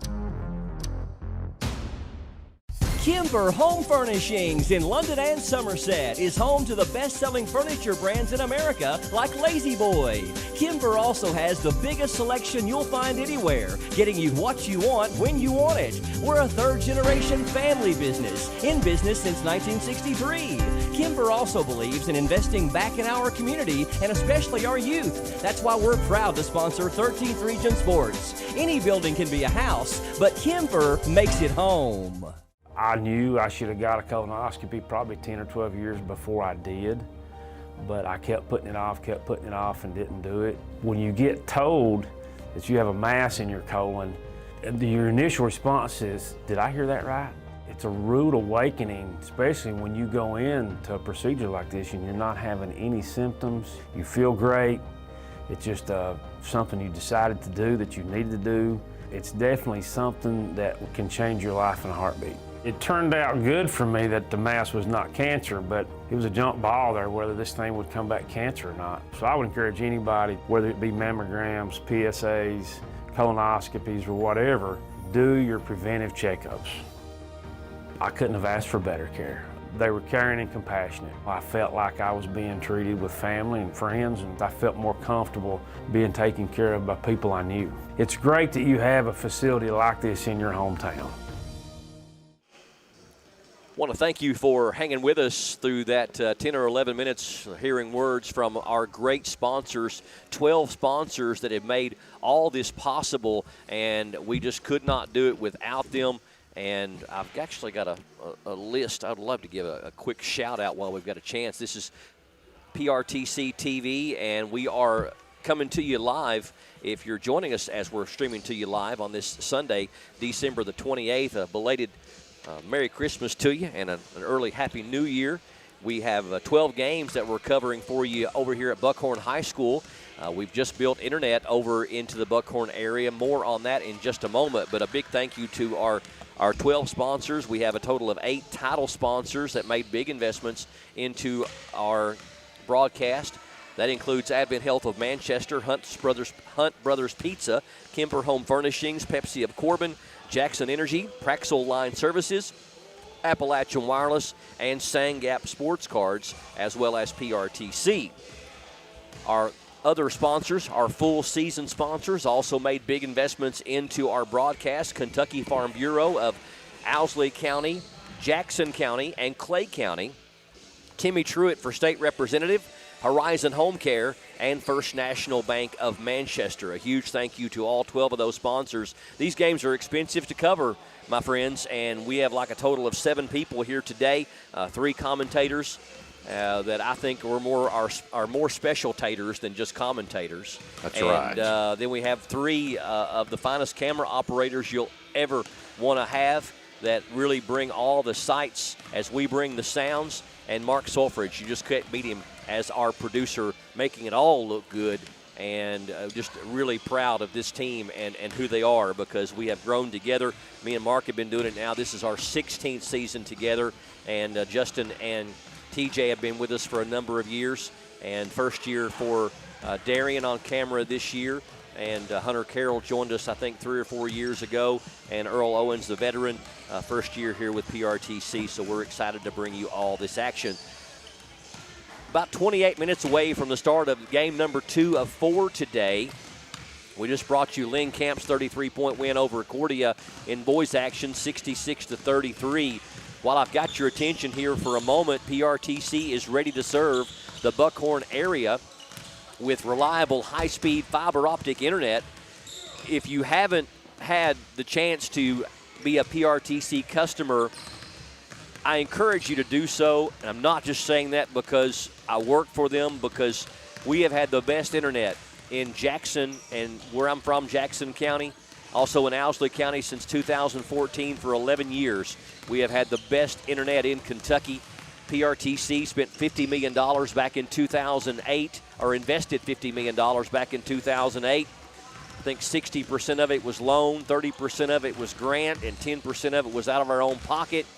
Spent 6 years building a 2-county fiber optic internet coverage area in Jackson and Owsley County to cover both those counties, blanket them with high-speed fiber internet. Since then, we've expanded into parts of 8 or 9 counties, including Laurel, Clay, Lee, and also into portions of Estill, now in Perry, Rockcastle, and soon to be in a portion of Breathitt County. We're going into the areas that don't have good internet. And Buckhorn, you, in our opinion, have been underserved or unserved with a connection to the world. And we are here to change that. You are going to be so happy you made this call, so happy you went to our website. Speeds up to 1 gig, very reliable, very economical. If you don't have the speed or service that you want or deserve, Hunter Carroll saving my life there, basketball rolling hot and heavy at me, but he's still got cat-like reflexes in intercepting that ball. Go to our website. It is www.prtcnet.org. That's like Paul, Ray, Tom, Cat, Nancy, everything, Ted.org. Click on Can PRTC Serve Your Address? Scroll down, enter your address, follow the prompts. You'll go through another page or two, but it's easy to do. Give us your contact information. We won't sell that to anybody. We're just going to use it to reach out to you next week to tell you more about Kentucky's fastest internet. Let us connect you to the world. Great plans we offer. We have 250 megabit, $49.95, 500 megabit, $69.95. If you're a serious gamer or have really big needs for internet, not many of you will, but if you do, we got 1 gig for $99.95, no contract, and hassle-free stuff. Some of the best install people, some of the best customer service reps you'll find anywhere. We've just got a lot of great people working over there, about 60 employees at PRTC. Or you can give us a call Monday if that's easier, tomorrow. 606-287-7101 to find out more about PRTC, 606-287-7101. Every one of our PRTC TV broadcast crew has PRTC Internet. Earl Owens, one of the first residential customers in Manchester. What's it been, 10 years? 9 or 10? I was trying, at least 9, I'm pretty sure. And you never looked back? Never looked back. And what a difference it made in your life, Ronnie Millsap. Oh, my goodness. It's made a tremendous difference. It's unbelievable what you can accomplish when you talk about speeds, lag times. That doesn't exist. And just like the hairband Cinderella said in the 80s, you don't know what you got till it's gone. Amen. When you go into these other areas and you don't have it, it really hurts. It does. You can even go into bigger cities, hotels and stuff, and not have the same internet you have with PRTC. Here's a list of the areas we're ready to service, but that doesn't mean this is all the areas, but this is something that's going to be familiar to you guys in the Buckhorn area. Highway 2022, Squabble Creek, from Buckhorn to Otter Creek Road. Schoolhouse Branch Road, Buckhorn Lane, Witherspoon Way, almost anywhere inside the Buckhorn city limits. Highway 28, from Buckhorn to the Owsley County line. Freeman Fork Road, Morris Fork Road, Beach Turner Road, Deaton Road, Bob Turner Road. A big thanks to TJ Isaacs for getting me all that information as one of our engineering supervisors and also one of our camera operators. Give us a call tomorrow, this week, 606-287-7101, or go to prtcnet.org and click on Can PRTC Serve Your Address and follow the prompts, and we will get you hooked up in the Buckhorn area. You'll be so happy you did. You'll thank me later. So, game 1 in the books today. We got 3 more games to come. In about 23 minutes, we're going to be tipping off our first of 2 girls' games today. A couple of teams that have struggled. One of them looking for their first win of the year. One of them looking for their second win of the year. Jackson City Lady Tigers at 0-9 against the Lee County Lady Cats at 1-5. That'll be at 2 o'clock today. At 4 o'clock today, we'll have a boys' game. That'll be Lee County and Buckhorn. Should be a good ball game on that one. And then 6 o'clock this evening, our final girls' game of the day will feature Buckhorn, the home team, against the Wolfe County Lady Wolves. That'll be at 6 o'clock scheduled tip-off time this evening. 4 more games tomorrow in this round-robin style format.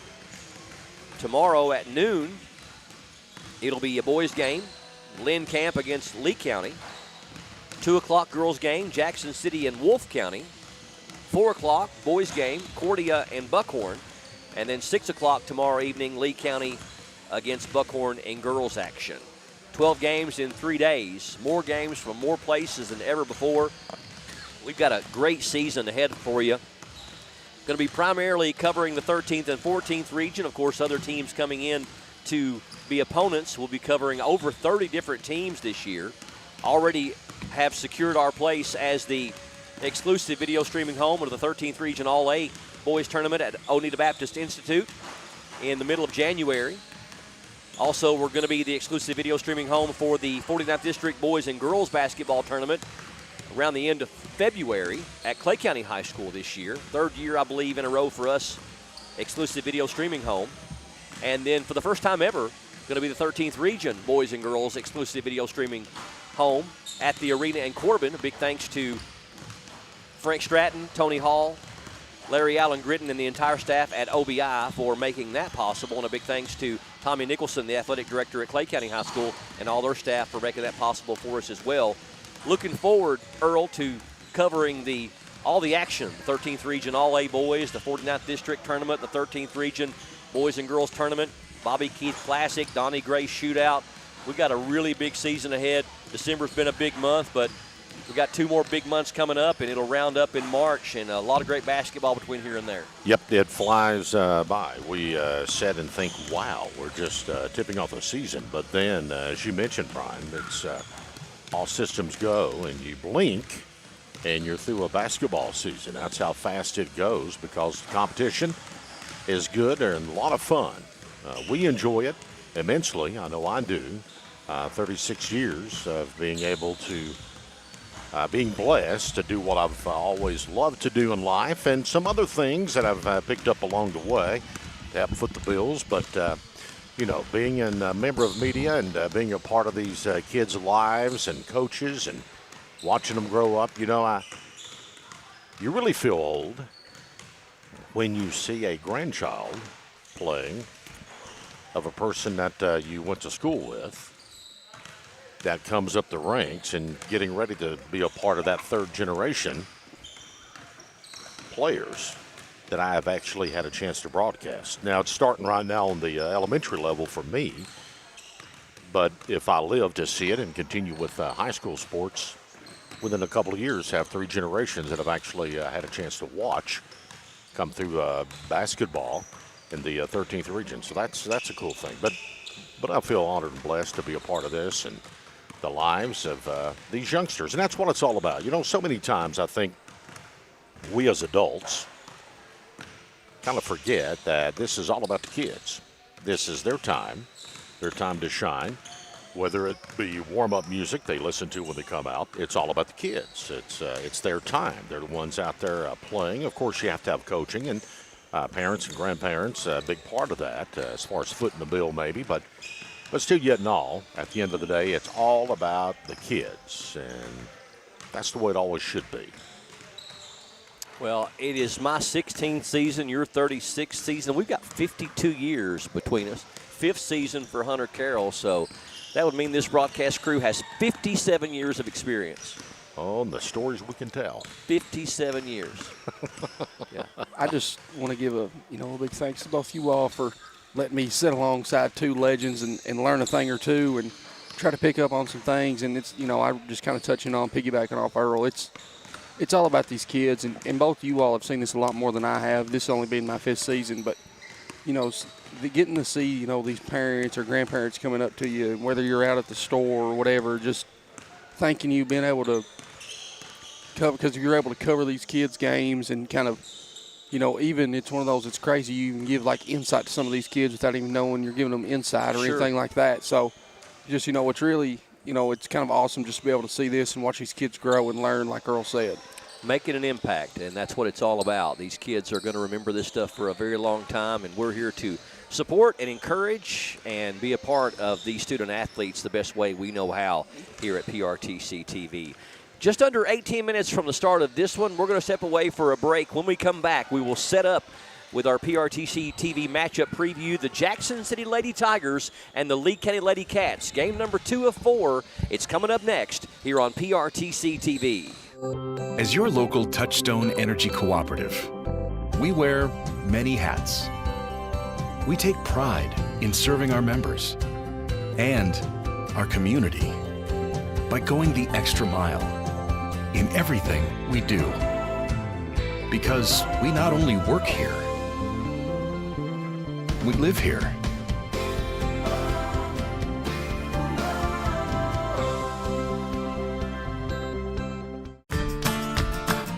I believe in Kentucky.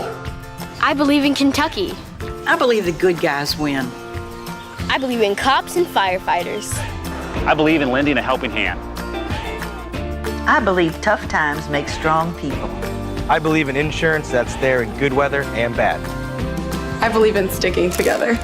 I am Kentucky. I am Kentucky. I am Kentucky. New phones, new tablets, new gaming systems. Christmas was great until everything tried to connect to your Wi-Fi at once. If your internet can't keep up, it's time to upgrade. PRTC Broadband delivers the speed and reliability your home needs. Whether it's streaming, gaming, working from home, or all of it at the same time, don't let slow internet ruin your new tech. Contact PRTC to sign up for or upgrade your broadband today. If you like sports cards and memorabilia, you'll love Sand Gap Sports Cards in Annville. Can't make it to the store? No problem. Brian and Joey bring the region's best deals straight to you with their weekly Facebook Live shows. With over 30 years of collecting experience, every sale is packed with fun, excitement, and fan-favorite finds. Follow Sand Gap Sports Cards on Facebook and get in the game. Hey, it's Kristen, and at Appalachian Wireless, we love Christmas because we give the gift of savings and connection. Are you not sure what to give? Well, give them something that helps them stay connected and captures those moments that matter the most. Family is where you're valued and appreciated.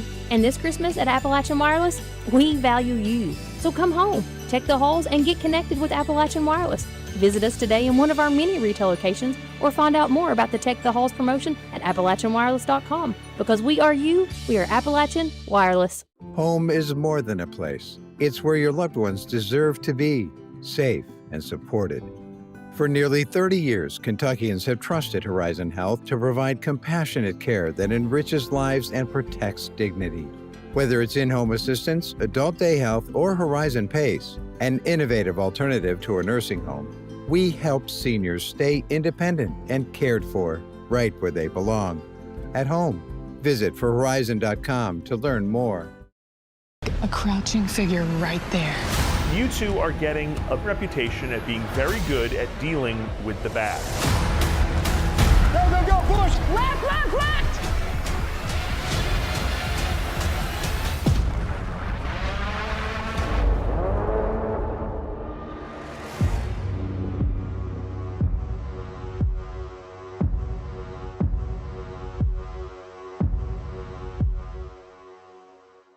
Kimber Home Furnishings in London and Somerset is home to the best-selling furniture brands in America like Lazy Boy. Kimber also has the biggest selection you'll find anywhere, getting you what you want when you want it. We're a third-generation family business, in business since 1963.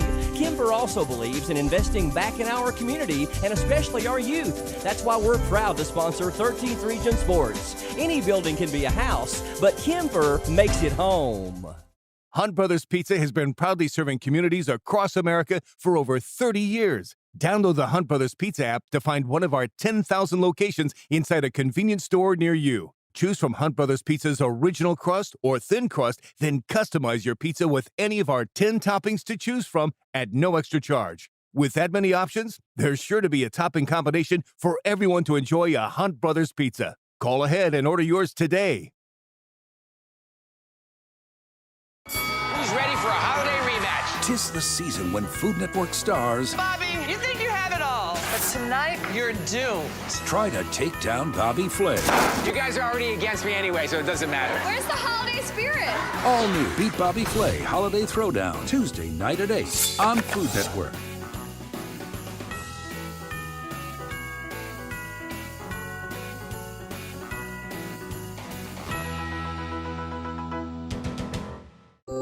As your local Touchstone Energy Cooperative, we wear many hats. We take pride in serving our members and our community by going the extra mile in everything we do. Because we not only work here, we live here.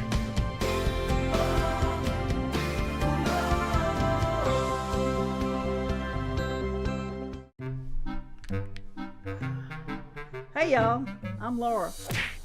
I've been splitting landlines, cable lines, internet lines, any kind of line you can think of for the past 30 years.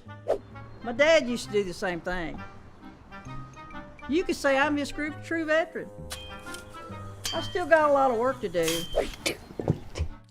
So I'm trying to change.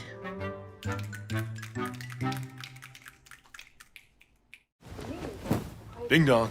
Mountain Dude? The mountain is calling.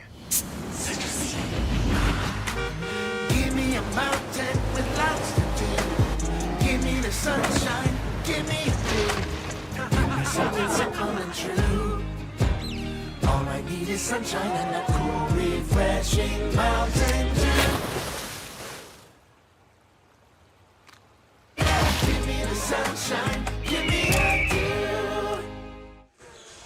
Start of the second game, getting ready to begin in a little bit over 11 minutes from now. Game number 2 of the afternoon between Jackson City and Lee County. And Hunter and I were kind of chatting with the officials here, and actually both were well versed and learned some knowledge on the actual number of kids that it actually takes to start or finish a basketball game. Just have to have 2.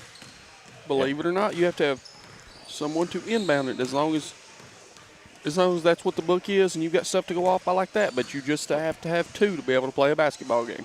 And that, that's amazing, because we thought that a technical probably would occur, but the official says no. Nope. Just if that's all you got, we're going to roll it out. And we were able to realize too that the other team can also elect to just send out that many players as well if they want to, but they do not have to. Yep. So that is really interesting when you think about it. But it spurred the conversation is because we looked at Jackson City, and they only had 4 girls out here. We thought, wow, maybe just 4. But since, I guess a couple of the young ladies might have been a little later getting dressed or whatever, so they're going to have a full sale of ball players. But, to be around as long as we have, and you played and broadcast as well, but to learn the fact that you can actually start and finish a game with 2 players on the court. That is truly amazing. But Jackson City and Lee County will do battle here at the Lake Cumberland, Buckhorn Lake ARH Classic. Been talking too much ball this morning, ain't we? Yeah, we've been talking too much ball, but pretty cool to see all these games here this afternoon. The officials out there at midcourt now talking to the team captains. And again, we got to commend them. They have been a world of consistency. Yep. And the great thing too, Earl, I think, all these guys, unless I'm missing something, have only done about 2 games a day. Had some refs come in that we had yesterday as well, but coming in doing 2 games a day, things like that. It's been the consistency. It didn't matter what crew we had, who was the main guy or anything like that. It's been consistent the whole time. Both teams have, everybody's been able to play, but I've never felt like there was been any kind of chippiness or dirty play or anything like that. No, they've left it all out on the floor, and that's a good thing. We get set for the second one of the afternoon session, we'll call it. Then a couple more coming tonight. We'll have a boys game again about 4 o'clock, and the nightcap with a girls game at 6 p.m. Then tomorrow we will wrap up on this round-robin style. And we've talked about how a lot of these schools going back to that style of round-robin play, and one of them would certainly have to be the finances. Over the years, you had more businesses perhaps and corporate dollars that would be coming in that would enable teams to have a 8-team field or a 16-team field or what have you. But now, more than ever, I think, a lot of the smaller schools and, just the schools in the mountains in general, we don't have the robust budgets we once had with their sports programs, and round robins are kind of making a comeback, which I kind of like. I mean, everybody play everybody. I enjoy it, and I think one thing that's been, really good about this as well is that this specific event that we've been at, Earl, has been all single-A schools. It could be schools that barely have enough to keep the doors open, things like that, or, some healthier or flirting maybe with that 2A, things like that, but it's been all Class A schools. And, just not, we've had some lopsided contests and things like that, but it's one of them, if you look at it on paper, the matchups could have been, a lot closer. And it's one of them, if one thing goes this way or one thing goes that way, these games are a little more competitive as well. Yep, you're right. And we have saw that on several occasions already with the teams in action. But that makes it even more special for these teams and having an opportunity to play each other, and you brought up the good point. I mean, They leave it out there on the floor, and they get to play schools a lot of times about their size. And, you know, a lot of this, you know, this is 214, you know, region All-A schools. I always like it's one of those, you know, this is a game that you could see again in the 14th region All-A side of the girls. And, you know, there's no better scouting report than actually playing against the team that you might be having to play. I've not looked at the bracket of the All-A for the 14th or anything like that. But, you know, that just live in-game experience and of seeing what they're going to run and things like that. A little sneak peek, because as you mentioned, you could meet again in the All-A Classic. Got under 6 to go, guys, for game number 2 about to start. Let's give you some data and some stats from these two teams. Jackson City still looking for their first win of the year, 0-9. Extremely young team. Freshman Riley Ritchie leads them in scoring with 7 points per game. 8th grader Emily Robinson is second on the team with 5 points per game. Only 8 players on the roster, and it looks like there's actually only going to be 7, as Riley Ritchie not on the roster today, their leading scorer. Team only averaging 20 points per game through their first 9 games, and only shooting 21% from the floor and 35% from the free throw line. They got one senior, 1 junior, 2 sophomores, 2 freshmen, and 2 8th graders when they did have 8. Kelly McIntosh in his first year coaching. He's a Jackson City alumnus, coached grade school and middle school basketball previously. Of course, they're in the 55th district, Jackson City is, along with Wolfe County and Breathitt County. Riverside was the 4th team up until 2020 when they ceased having a girls program. Jackson City made the region 6 times over the years, at least since online stats began in the late 90s. They made it in 2010, 12, 14, 15, 18, and 2020 as 55th district runner-ups. Best overall record was back in 2015 when they finished 17-12, which was good for 5th best in the 14th region, but only made it to the first round of the 14th region on all 6 of those times, being knocked out in the first round. Lee County, 1-5 on the year. Lone win was over this team, Jackson City, back on December the 2nd. Handily, 55-23 at Jackson City.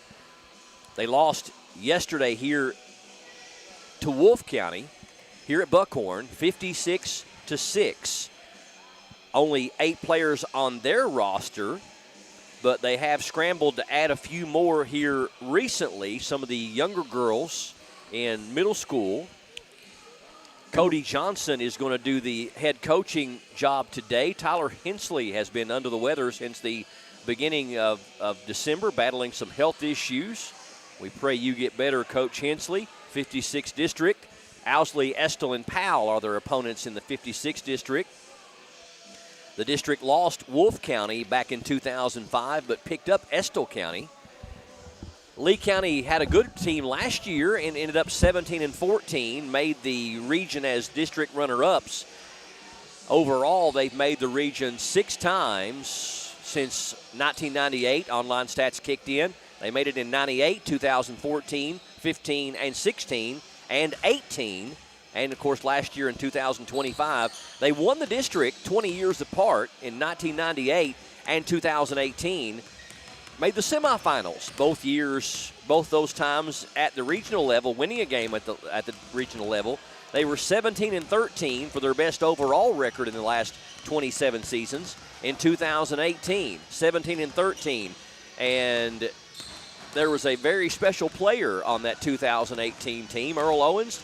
Do you remember who that special player on the Lee County girls was in 2018? I probably would, but no, I don't. But they have been some special players to me from Lee County. Yeah, I think Hunter knows. Hunter, this would have been right after you got out of high school. She was something else. We're talking about Miss Hannah Cash, aren't we? Hannah Cash. Hannah Cash went on to play for Alice Lloyd and then went on to further her college career at the University of Kentucky.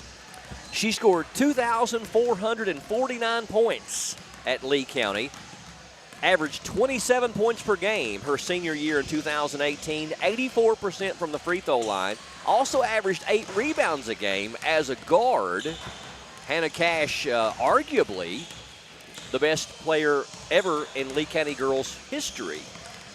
So, Hannah Cash, salute to you. So Lee County looking for their second win of the year today as they get set to take on the Jackson City Lady Tigers. We're going to step away for a 1-minute break. When we come back, girls high school basketball from Buckhorn High School. It's PRTC TV. There's so many great things about life in gig country, and PRTC is proud to be one more. A local internet provider with all the speed and reliability your family needs, backed by hometown service and support. Whether you need to just check email or power multiple Wi-Fi devices all over your home, we've got the right package for you. Stop by one of our friendly offices, give us a call, or visit us online to learn more. PRTC, your local internet connection.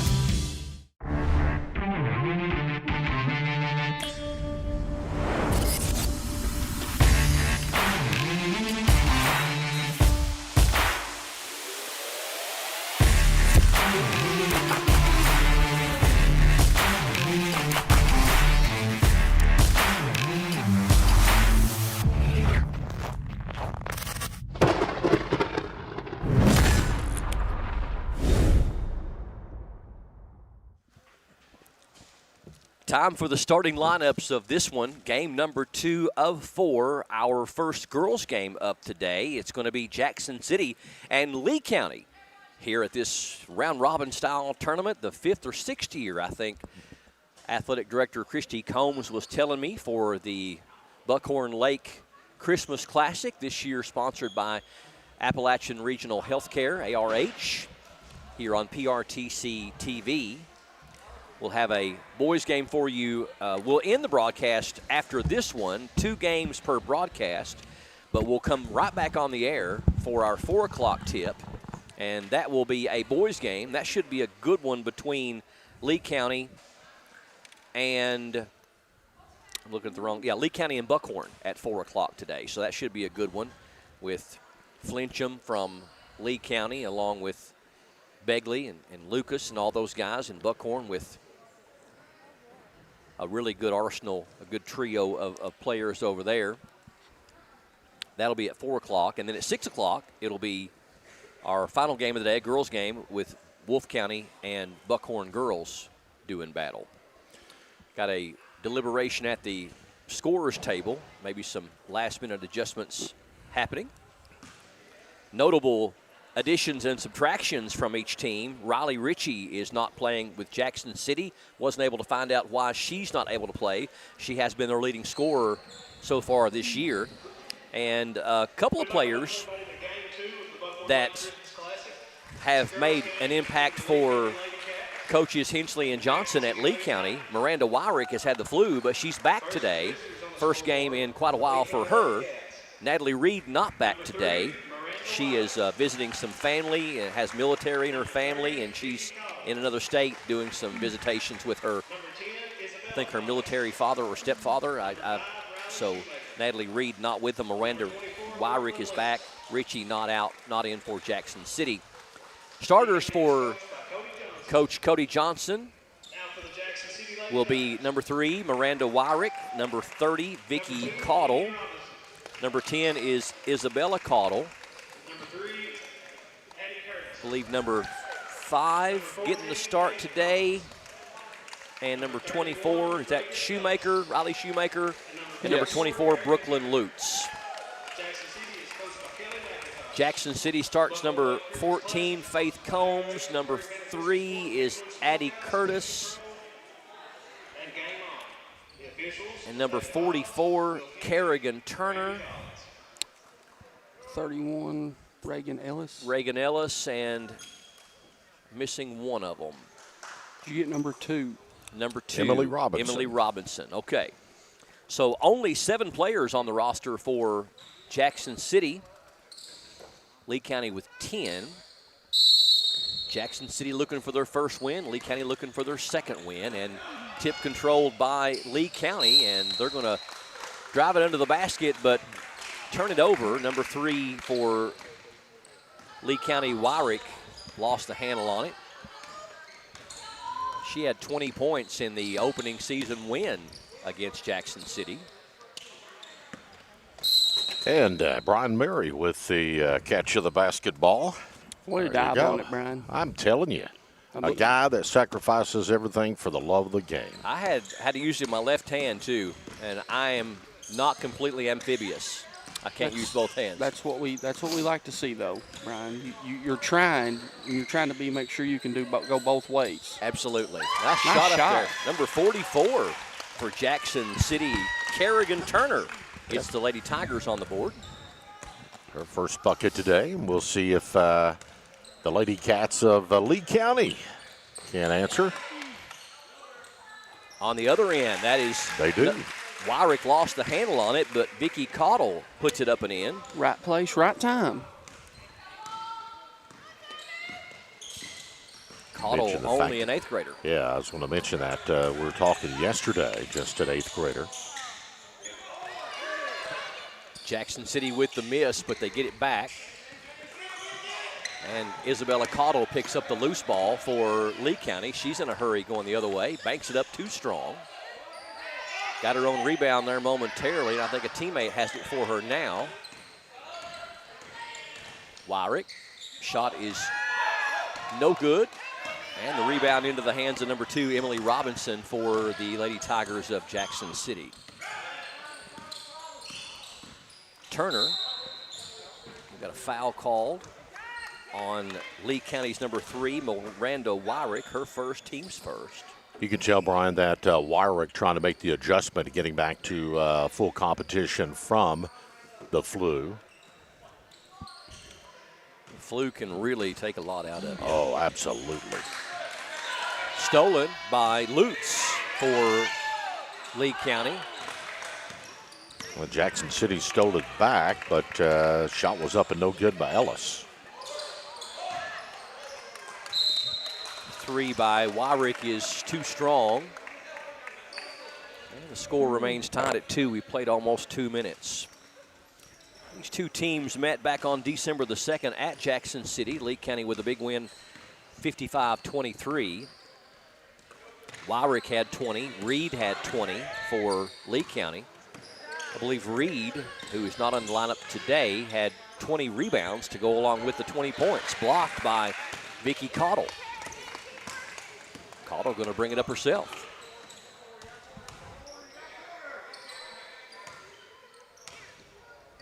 Wyrick. That 3 is off the mark. And a loose ball picked up by Addie Curtis for Jackson City. Using that left hand well. Coming down the floor. All legal. Sophomore. Nice pass. Addie Curtis, and nice basket there by number 31 for Jackson City. That's Reagan Ellis, her first points, and she gets fouled by Isabella Cottle, her first, team second, and a chance for the three-point play.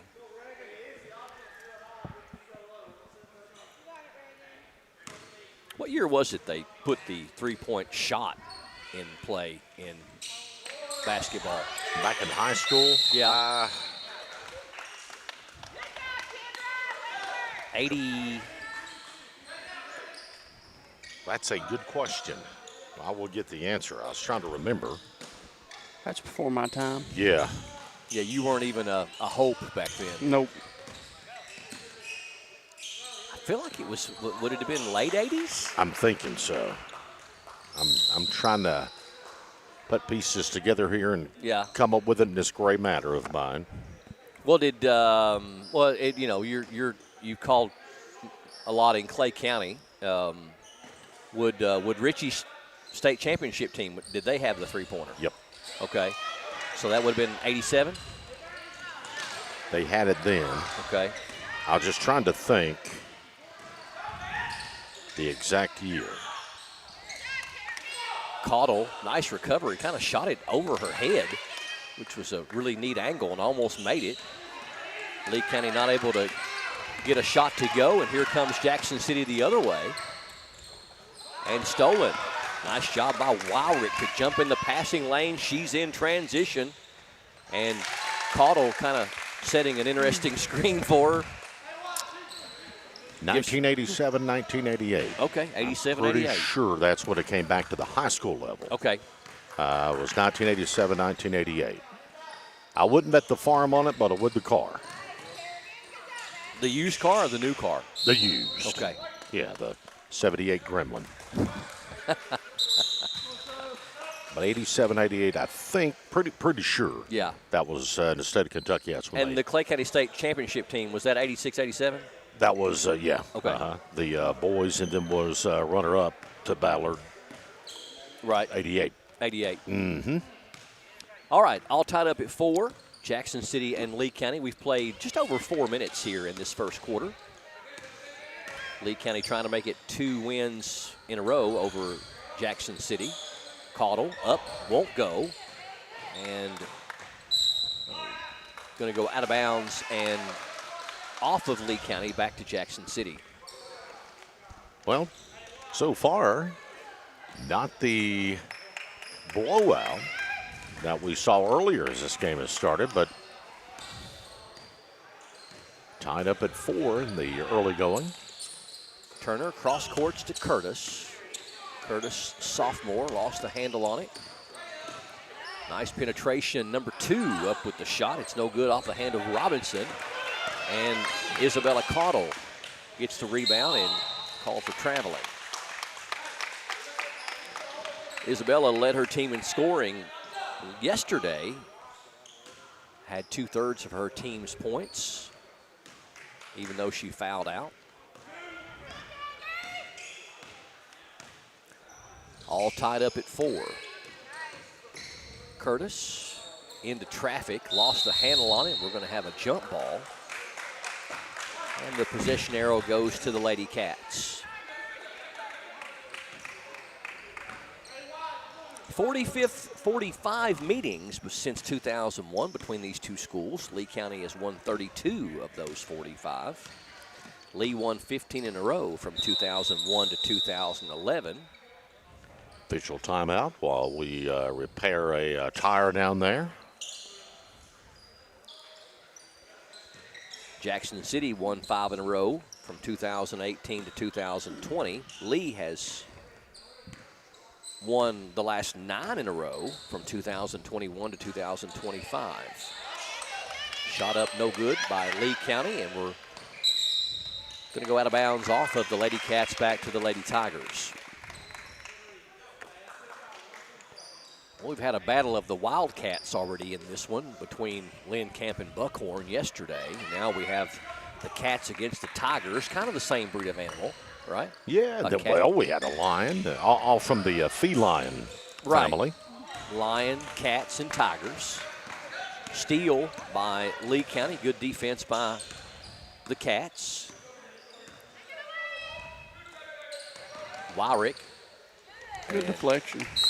Knocked away by the Lady Tigers. It'll stay with Lee County. Tomorrow, Lee County will come right back here and take on Buckhorn in the 6 o'clock game tomorrow. Caudle for a 3. That one's no good. Looked good off her hand. And then on Monday, Jackson City will take on Wolfe County in the 2 o'clock game. Now, will that count as a district game? Yes, I believe it will. I don't think all A does, but I would think this one would, wouldn't you, Earl? No, I think it's just home and away. Just home and away? I'm pretty sure, yeah. Okay. Your home and home will be your two that will go into the seeding process. Your regular season stuff. Yeah. Mm-hmm. Now, the KHSAA on their website may list it as a district win or loss, correct? Yeah, but I don't think it would count as far as your seeding process. Won't count as your seeding. Mm-mm. Okay. Not unless it had to come down to maybe a tiebreaker. Yeah. And, sometimes they'll do that or go to the RPI. Caudle makes the first of 2 free throws. And I believe, last year you kind of had that situation with Jackson's boys and Onita's boys, and it ended up coming down to a coin flip. Yep.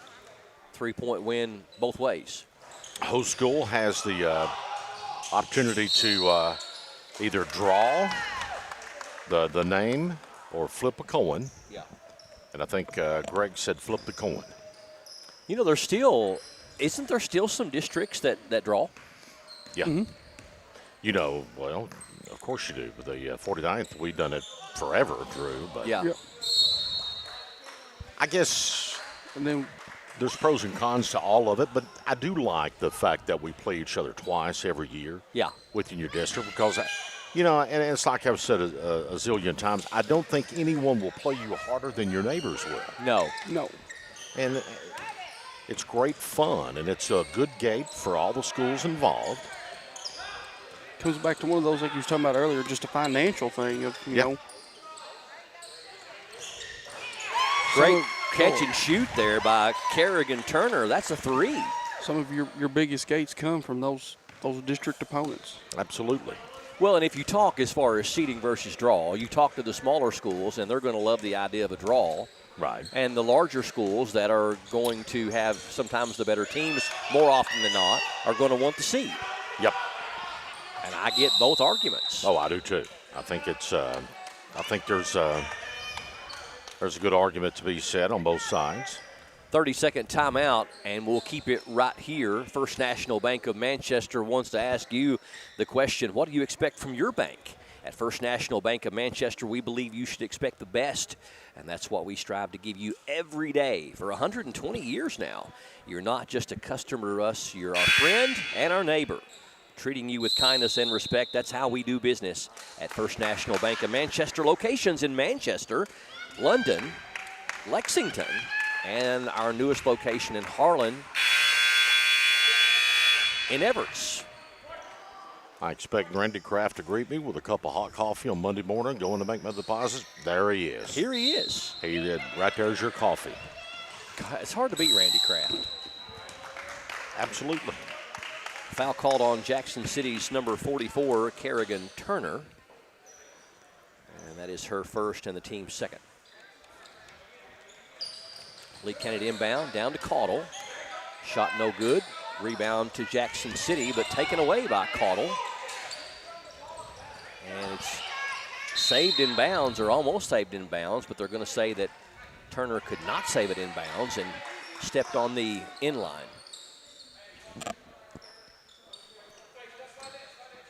Cody Johnson, coach for Lee County, also the track and field coach. Wyrick for a 3. That one went halfway down and wouldn't fall. Caudle with the rebound. Couple of rebounds. Still can't get it to go. And the rebound to Addie Curtis for Jackson City. She's in a hurry heading the other way. I don't know if they realize the clock. They're going to have to put something up here. 2.6 seconds left, and the time stops. So we've got a foul called on Lee County. I believe they're going to whistle Isabella Caudle with her second. She had foul trouble yesterday as well. And that is going to be a non-shooting foul. So with 2.6 seconds left in the quarter, we'll see if the Lady Tigers can get off a shot. Plenty of time. Design that play. Shot from the corner is short off the hand of Kerrigan Turner. So we're at the end of the first quarter. Jackson City with the early lead, 7-5 over Lee County. More high school basketball action coming up next on PRTC TV.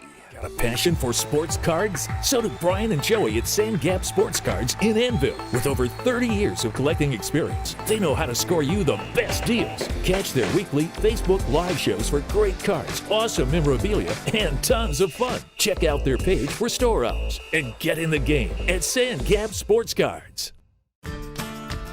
I believe in Kentucky.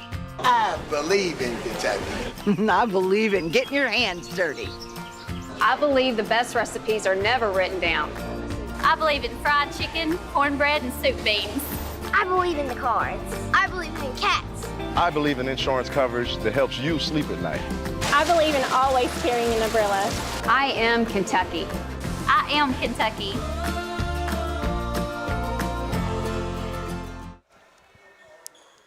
Buckhorn High School, the place, the 2025 Buckhorn Lake ARH Christmas Classic, the event. 12 games in 3 days here on PRTC TV. We're nearing the midway point as this is game number 6, and we are starting the second quarter. 6 boys games, 6 girls games. This is our first girls game of the day, 4 games per day. Jackson City Lady Tigers and the Lee County Lady Cats. Jackson City with the lead 7-5. Lee County tried to speed Jackson City up a little bit with that kind of that, everybody used to call it 23 hot. Yeah. Jackson City can't convert. Here comes Wyrick on the other end. She has it knocked away. Number 23 in there, Lacey Dunaway, had it for a moment. Shot off the glass is good. That's Brooklyn Lutz with her first points, and she draws her Lady Cats even 7 apiece. Jackson City from the 55th district with Wolfe County and Breathitt County. Stolen by Vicky Cottle for Lee County. Taking it the length of the floor. Can't get it to go. The rebound to Emily Robinson from the Lady Tigers, and here comes Jackson City. Nice feed down low. Shot up, no good. Back up again, no good. Kendra Combs not able to get the shot to fall, but Jackson City with the rebound. Curtis shot up, no good, and now we're going to have a tie-up on the back to the Lady Cats. Rebound with Lutz and Turner. Alternating possession. A reminder, we will award the Advent Health Player of the Game to the top offensive performer of every game, including this one. Advent Health of Manchester and UK Healthcare sponsoring the PRTC TV Pulse Player of the Game. Still tied at 7 here. We played almost 2 minutes. 3-pointer on the way by number 3. Wyrick is a little bit too strong off the back iron and going to go out of bounds. They're saying off of Jackson City. It'll stay with the Lady Cats and Riley Shoemaker to inbound. I will say for Wyrick, though, that's something you want to see right now. It's hard. It went up hard, but at least that's showing that the energy level is there. Sure. After she got readjusted in that first quarter from being out with that flu. Good defense down there by number 44, Turner from Jackson City to knock it away. And another jump ball tie-up. This time the alternating possession arrow favors the Lady Tigers of Jackson City.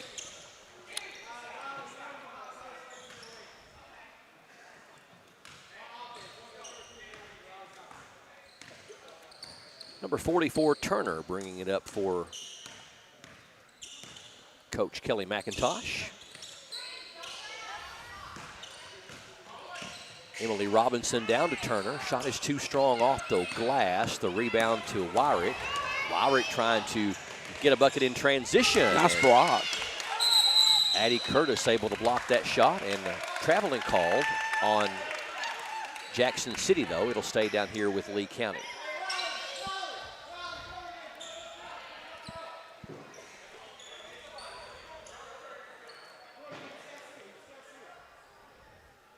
Shoemaker to trigger it, knocked away by Emily Robinson. Robinson's got a one-on-one.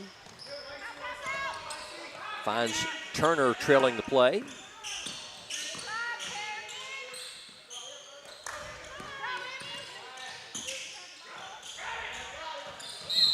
And we've got a player tripped up over here. I just think it was Lutz and Turner got their feet tangled up. That will go as a foul, though, I believe, on Lutz. That'll be her first and the team's first. I think Jackson City is going to call a 30-second timeout, Brian.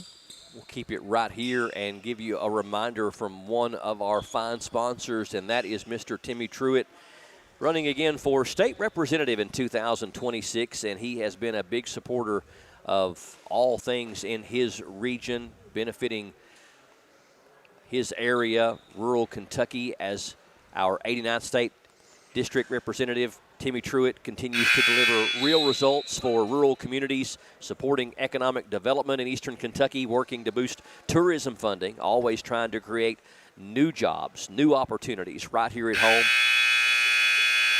Keep Timmy fighting for you in Frankfort. Let's re-elect him as our state representative for the 89th in 2006, paid for by Timmy Truitt for state representative. That's a pretty loud horn. Yeah, it's louder today than it was yesterday for some I reason. wonder if that was just me. No, it's not, I promise. It's like they turned it up. Nice. Number 22 for Jackson City, Kendra Combs. I think she just checked in, and she gets the putback. Kind of ripped that offensive rebound away from one of the Lee County defenders and was able to put it back up and in and capitalize on it. 9-7. Jackson City pulls back ahead by 2. Wyrick splitting defenders, puts it off the glass, no good. Caudle back up and can't get it to go, but she'll go to the line. Jackson City commits the foul. I believe that was on Kendra Combs. And Vicky Caudle back to the line. She made 1 of 2 there earlier. Chance to tie this trip down as 9-7 to score. Free throw good. Only an 8th grader. I think she's going to be a special player for Lee County.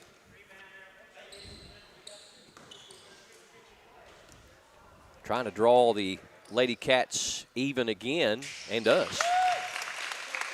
Always great to see a 8th grade post player go 3 or 4 on her free throw shooting. Absolutely, and one that can handle the ball pretty decently. Yes, yes. You know, we've intercepted. Isabella Caudle with the interception. Shot was too short. Gets her own rebound, though. Wyrick for a 3. That was good. First 3 of the game for Lee County, and now it's 12-9 as they pull ahead by 3. Now they'll attack defensively. Trap comes. They're going to pick it up there. Robinson able to maintain possession. Here's a shot on the way, no good by Emily Robinson. Shoemaker loses the handle on it, gets it back and gives it to Isabella Caudle.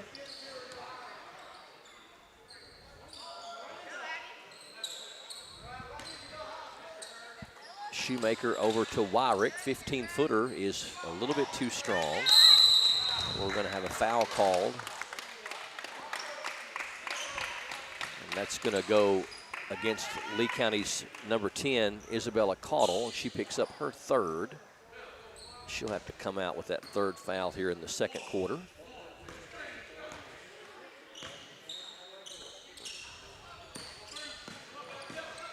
Turner, number 44, picks up her dribble, gets it over to Curtis. Now back to Turner. Turner drives the lane, and she's going to be fouled by Brooklyn Lutz, number 24. That'll be the 2nd foul on Lutz. And the team's 3rd. Put it back in play underneath her own bucket. Will the Lady Tigers. Nice deflection there by Wyrick. Lee County has doubled their point output from yesterday here in this 2nd quarter.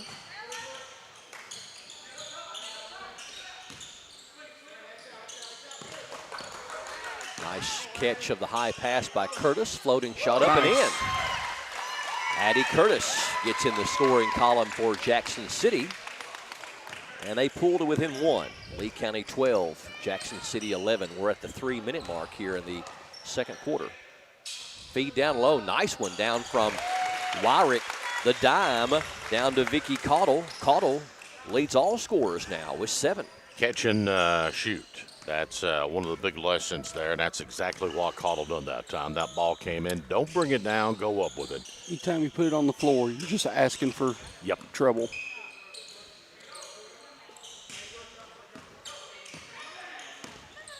Robinson dribbling with the left hand. Shot off the glass is too strong. Caudle with another rebound. Ahead to Wyrick. She wants 3 more. She got it. Miranda Wyrick, her 2nd 3 of the game. She's got 8. Now Lee's biggest lead at 6, 17-11. So getting Miranda Wyrick back is a real shot in the arm for Coach Hensley and Coach Johnson. There's another shot in the arm from Addie Curtis with the corner three. It's raining threes in the Village of Buckhorn. Yes, it is. 17-14. That still throws me off. I know we just talked about it the whole of the last broadcast, but the Village just... I think it's super cool. It's awesome. Cool. I want to live in a village. You know, the Village of Buckhorn, as far as the lake goes. Isn't that fun to say? Say it again. The Village of Buckhorn. See that? I love that. Caldwell misses the shot. What were you going to say, Earl? I interrupted you. No, you're fine. I was going to say about the lake. Yeah. You know, there were several areas when they constructed the lake years ago that moved away, lost their homes, I guess, was bought out. Yes. To USDA or whomever. FEMA or whatever. Army Corps of Engineers. But Saul communities, you know, there's a fine line to where the property hits Owsley, Perry, Clay, and a little bit of Leslie of this whole area. And it's unique if you go back and you look at a map. And what's even more unique is the small community of Saul that was affected drastically by the construction of the lake. They have a reunion each year, Labor Day weekend. Oh. Saul? Yep. Is that what you said? Saul, Kentucky. S-A-U-L? U-L. Uh-huh. So that was like an area that was no more because of the lake? Yep. Okay. I thought you were talking about the flood when they got relocated. You're talking about the construction of the lake. No, I'm talking about the construction of the lake. Okay, I got you. I got you. The dam, yeah. Yeah. What's the circa here? What time frame? Oh, goodness. It'll come to me in a minute. They used to have, as a gentleman, I think his name was Donald Rice from Sellersburg, Indiana, originally from Saul, that had the community get-together, the reunion on Labor Day weekend. Are we thinking like the 50s, 40s? No, it was later than that. Later than that, okay. Combs not able to make either one of her free throws. She was practicing those before the game and was shooting them well. 37 seconds left here in the first half. 17-14 Lee by 3. Lee misses. Here comes Turner. Nice pass. Three-pointer on the way is no good off the hand of Robinson. Rebound ran down by Shoemaker, and she is going to go all the way down. Can't get the shot to go, though. We're down to 15 seconds. 1967, I'm pretty sure was. 67. Yes, when Buckhorn was actually created. Army Corps of Engineers. Lee County with the steal again, and Shoemaker called for traveling, so Jackson City going to get the final crack at it here in the first half. If I'm Jackson City, I have a set play right here. 4.2 is long enough to get a shot off. Yeah. Curtis can hit the three. She just hit one a moment ago. That one's short, though. Looked good. It was short, but I love it. I love the fact that they try to run a play and get something on the books before intermission. So a low-scoring first half by both teams, but an even first half for these two teams. Lee County with a 3-point lead. They'll take you into the locker room at intermission. Lady Cats 17, Lady Tigers 14. We're back with Hunter at the half and much more from Buckhorn High School. This is PRTC TV. This broadcast is brought to you by PRTC, Advent Health of Manchester, Appalachian Wireless, Hunt Brothers Pizza, Jackson Energy, Kemper Home Furnishings, Pepsi of Corbin, Praxel Line Services, and Sand Gap Sports Cards.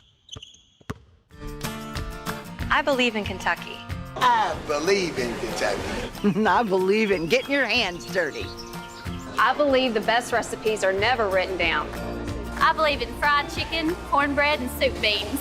I believe in the cards. I believe in cats. I believe in insurance coverage that helps you sleep at night. I believe in always carrying an umbrella. I am Kentucky. I am Kentucky. New phones, new tablets, new gaming systems. Christmas was great, until everything tried to connect to your Wi-Fi at once. If your internet can't keep up, it's time to upgrade. PRTC broadband delivers the speed and reliability your home needs. Whether it's streaming, gaming, working from home, or all of it at the same time, don't let slow internet ruin your new tech. Contact PRTC to sign up for or upgrade your broadband today. Ding dong. Mountain dude? The mountain is calling. Give me a mountain with lots to do. Give me the sunshine. Give me a view. Give me something simple and true. All I need is sunshine and a cool, refreshing Mountain Dew. Give me the sunshine. Give me a dew.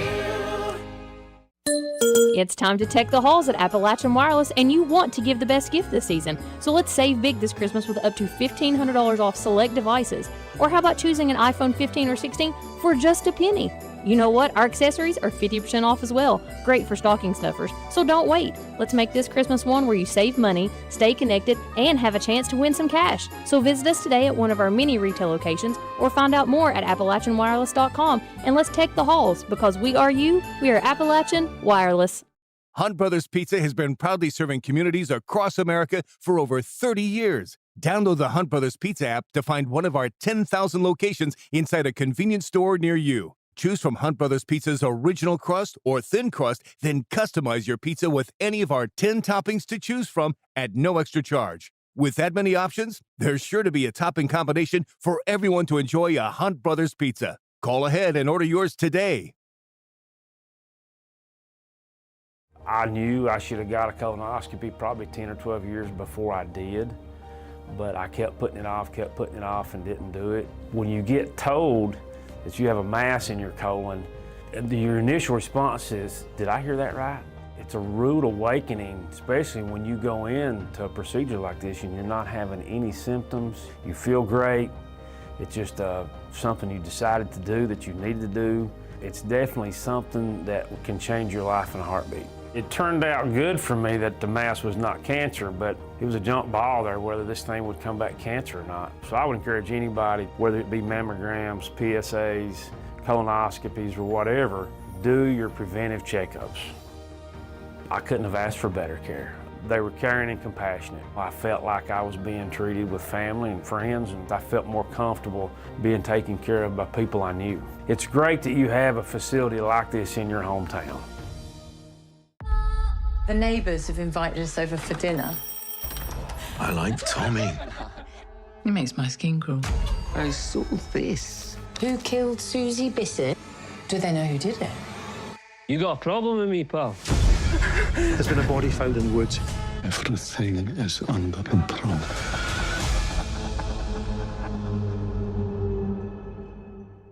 Watch Paramount Plus with Showtime now.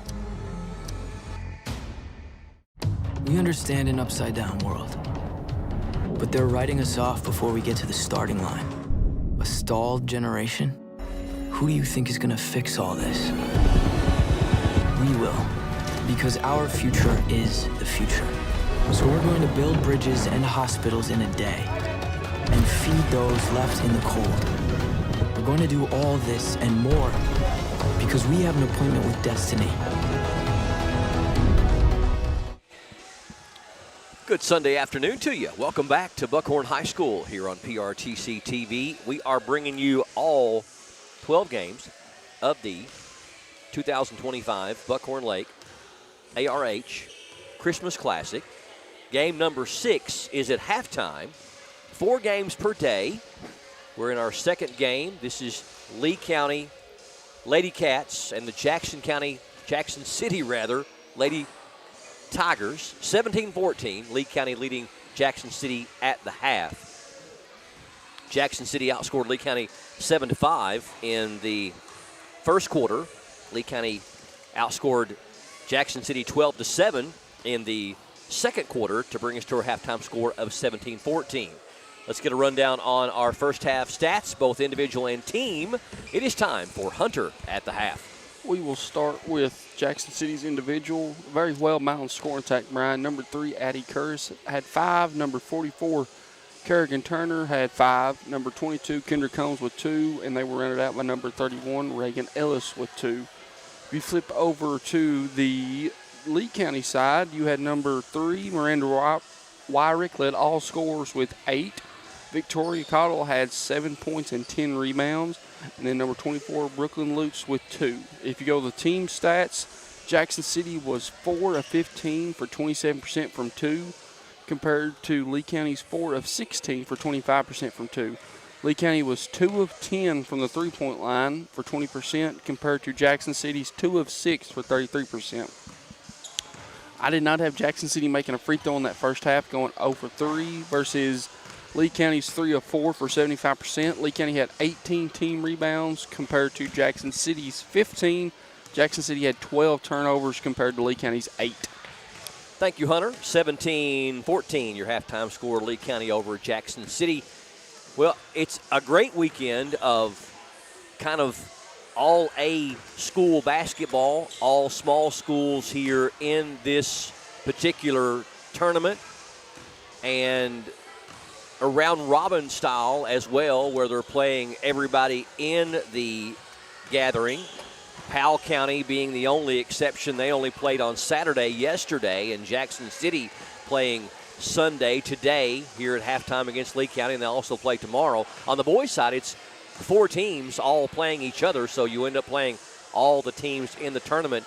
You don't see a lot of round-robin style anymore in high school basketball, so I like this format a lot.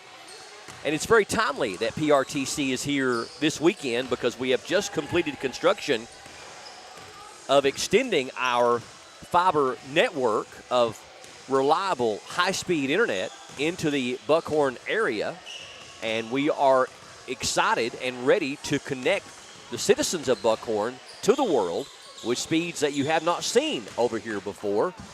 I know the only options you've had have been TDS and also satellite internet, but neither of those can provide you anywhere close to the speeds that PRTC can provide. That's just a fact. Not saying anything negative about anybody else, but we can give you speeds and reliability and pricing that you just have not had before.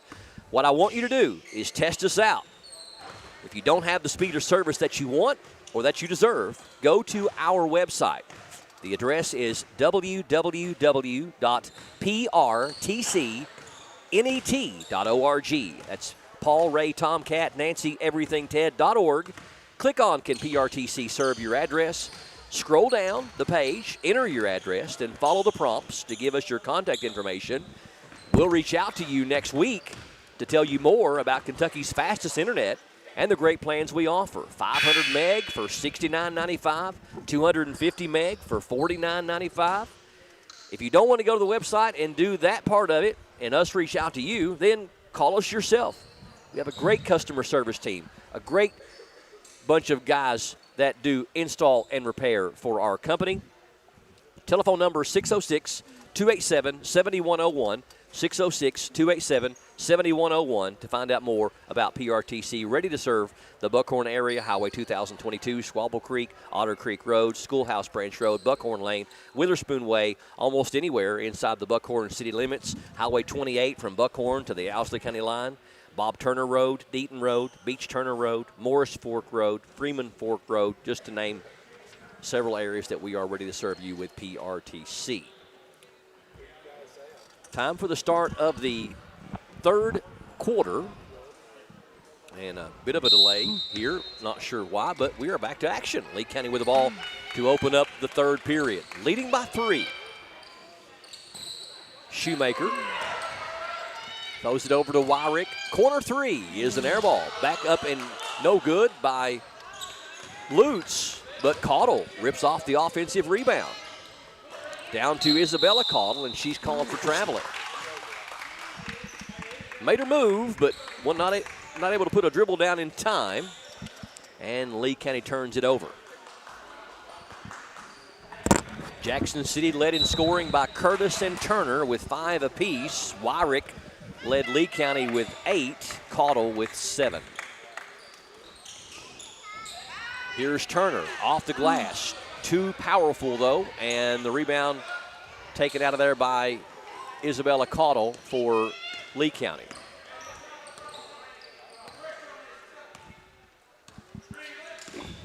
Wyrick passes over to Lutz. Wyrick, nice ball handling over there. Lutz, long two-pointer off the glass, couldn't get it to fall. And we have a jump ball, and the possession arrow favors Jackson City. Tell you what, Jackson City has come out to open up the first minute of this third quarter really aggressive, and you'd like to see that out of the locker room. Only down by 3. Plenty of game left. Oh, absolutely. Well, certainly been a much more competitive matchup than it was the first go-around back on December the 2nd when Lee County won by a bunch. There's Curtis with the shot. It's no good. Lutz with the rebound. And Isabella Caudle brings it into front court for Lee County. Wyrick for a 3. That one's short. And we've got a foul called on Lee County. I believe they got Victoria Caudle for that one. Vicky Caudle with her first and the team's first. And we have a timeout on the floor. And let's see what this is going to be. Going to be a full timeout. We'll take a break. 6:38 left in the third. Score remains Lee 17, Jackson City 14 on PRTC TV. Kimber Home Furnishings in London and Somerset is home to the best-selling furniture brands in America like Lazy Boy. Kimber also has the biggest selection you'll find anywhere, getting you what you want when you want it. We're a third-generation family business, in business since 1963. Kimber also believes in investing back in our community and especially our youth. That's why we're proud to sponsor 13th Region Sports. Any building can be a house, but Kimber makes it home.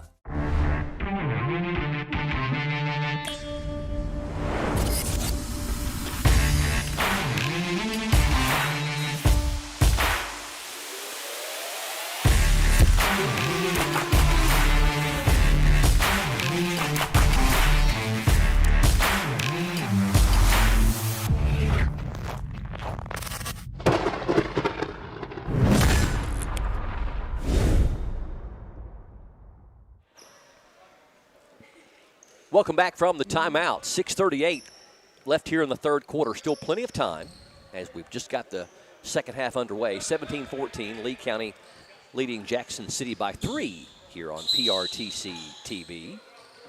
Full court pressure by Lee County, trying to force the turnover. Turner gets it inbound to Curtis. Curtis quickly into front court, pursued by Oh, Wyrick. what a pass. Shot is up and no good by Jackson City's Faith Combs. And Caudle into front court. Isabella Caudle picks up her dribble and gets it over to Shoemaker. And a steal. Turner all the way the other end, puts it up and in.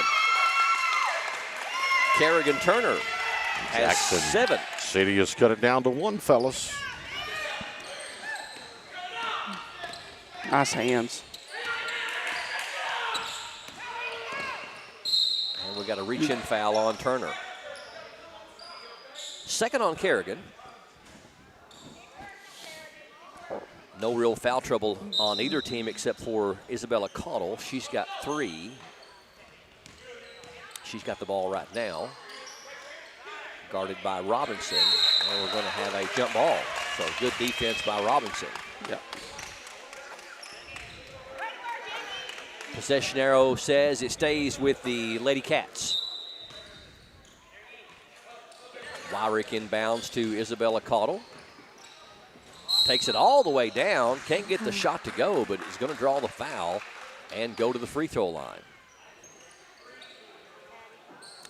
Foul's going to go against Jackson City's Addie Curtis. And Isabella Caudle looking to get in the scoring column for the first time this afternoon.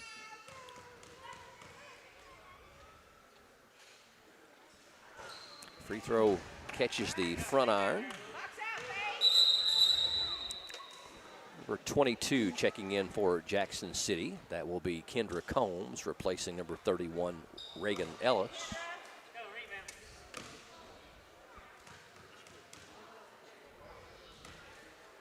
And Caudle will have another. That one's no good as well. Rebound is going to be tied up as Vicky Caudill goes over to Jackson City. Able to tie up number 44, Kerrigan Turner.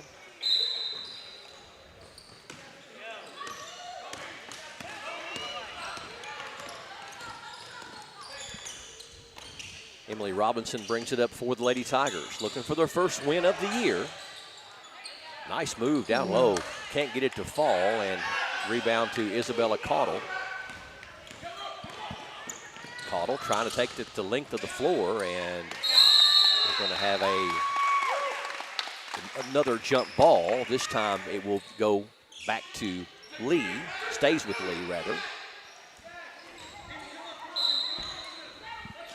Clock didn't stop. I don't think anyone caught that. And we're going to have another jump ball. We may set a third quarter jump ball record here. I was getting ready to say. We're flirting with it. Yes. Yeah. I was getting ready to say that's the most I've seen in a while. Under 5 to go, 17-16. Close game. Inbound, Jackson City to number 4. Knocked away. Lutz got a 2-on-1. Knocked away. And it's going to go into backcourt and be over and back.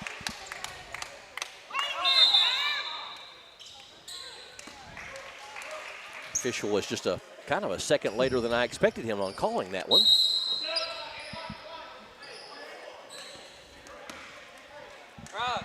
And it'll be Jackson City's ball. Kerrigan Turner to trigger it.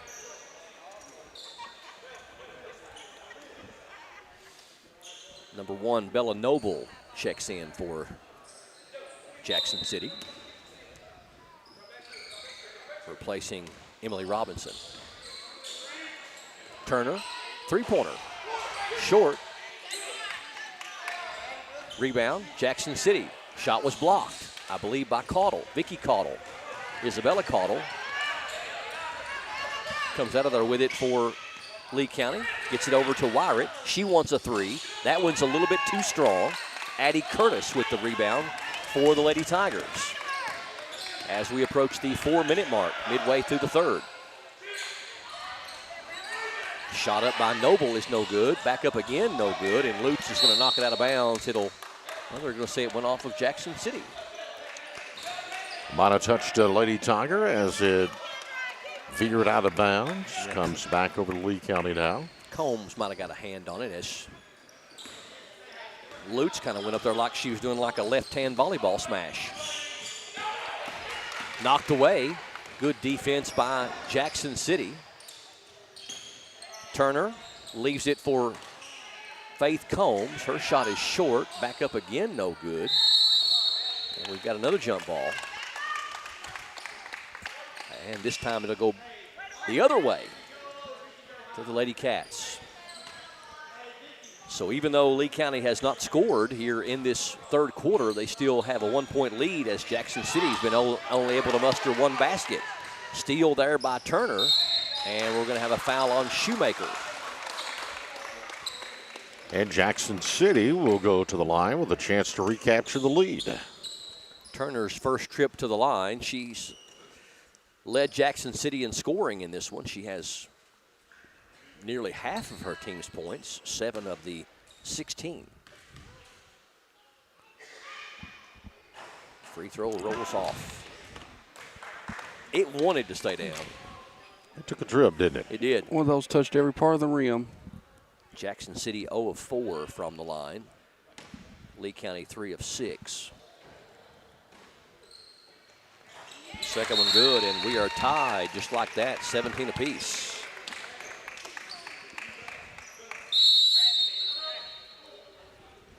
And we've got a full timeout called on the floor. All tied up, 17 all. 3:28 left in the third. From Buckhorn High School, this is PRTC TV. As your local Touchstone Energy Cooperative, we wear many hats. We take pride in serving our members and our community by going the extra mile in everything we do. Because we not only work here, we live here.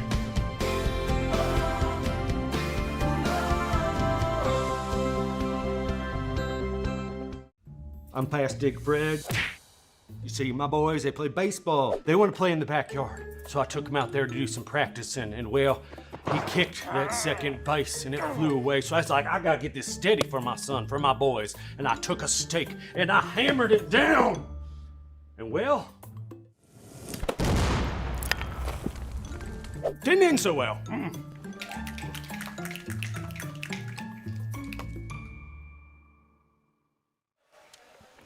And welcome back to PRTC TV. I have to pause because of the horn. Because literally, it's so loud today that it feels like it's shaking the ground. It does. Somebody has turned the volume up on the horn. 17 all, Jackson City and Lee County. Lee County with the ball, and Jackson City picking up full court. Ahead to Vicky Caudill. Need to get her going. Isabella Caudill for a three. That one's no good. Rebound to the Lady Tigers, and we've got another jump ball. Possession arrow over to Jackson City. And now Jackson City an opportunity to take the lead once again, this time down the floor.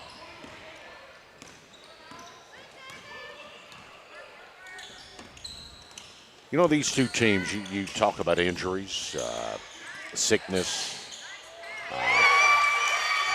Shot is up and in by Kendra Combs from the left baseline, you were saying? Both these clubs have a lot that they've had to endure this early in the season. Yes. Caudill can't get the shot to go. Back up and rolls off again. And we're going to have a foul on Jackson City as Vicky Caudill doing a good job on the offensive glass. Jackson City, I believe they're going to whistle that one on Curtis. Yep, Caudill, the 8th grader, back to the free throw line.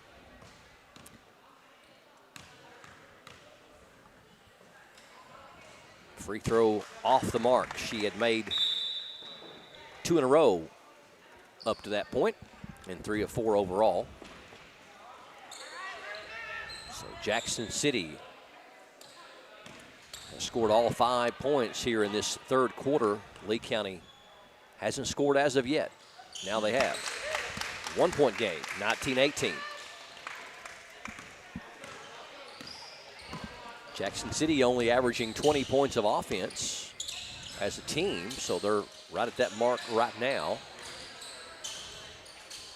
Turner at the elbow. Dribbles right, has it knocked away momentarily by Wyrick. Over to Robinson. Nice pass. Shovel pass down low to Curtis. Curtis double team, throws it away. Wyrick trying to run the break all by herself. Puts it up, no good. And some contact, no call. Lee County gets it back. Isabella Caudill up and no good. And got her own rebound, and we're going to have a jump ball. And the possession arrow says it stays with Lee County. 1:59 left here in this third quarter. It has been a battle. Down low, Caudill can't get the shot to go, and we're going to have a foul on Lutz. Lutz picks up her third.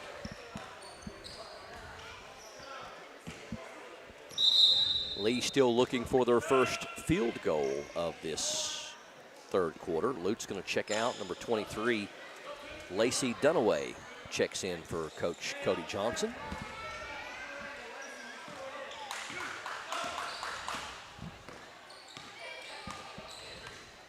And Turner across the timeline. Robinson for a three. That one's too strong. Back up again, no good. And Shoemaker able to save it in, and Isabella Caudill runs right into the path. Picks up her dribble, puts it up, won't fall. Back up again, no good. And it's going to go out of bounds off the hand of Lee County, back to Jackson City.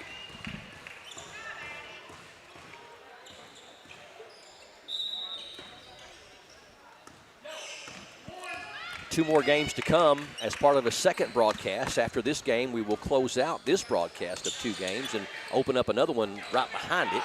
4 o'clock tip boys game, 6 o'clock tip for a girls game. Look at that three-pointer. Addie Curtis with a beautiful left elbow three that was nothing but net. She's got 8, and Jackson City has their biggest lead now, 22-18. Wyrick taking on all comers. Shot is up and in. You talk about a young lady that was not going to be denied. Good looking shot that time by her. Wyrick's got 10. 22-20, Jackson City by 2.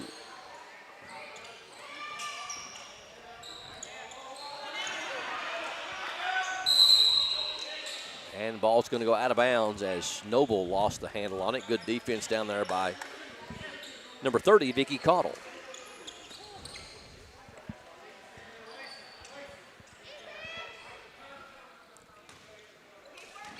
.40 ticks left here in this third quarter. 22-20, and stoppage of play. Timeout, I think. No, get an injury.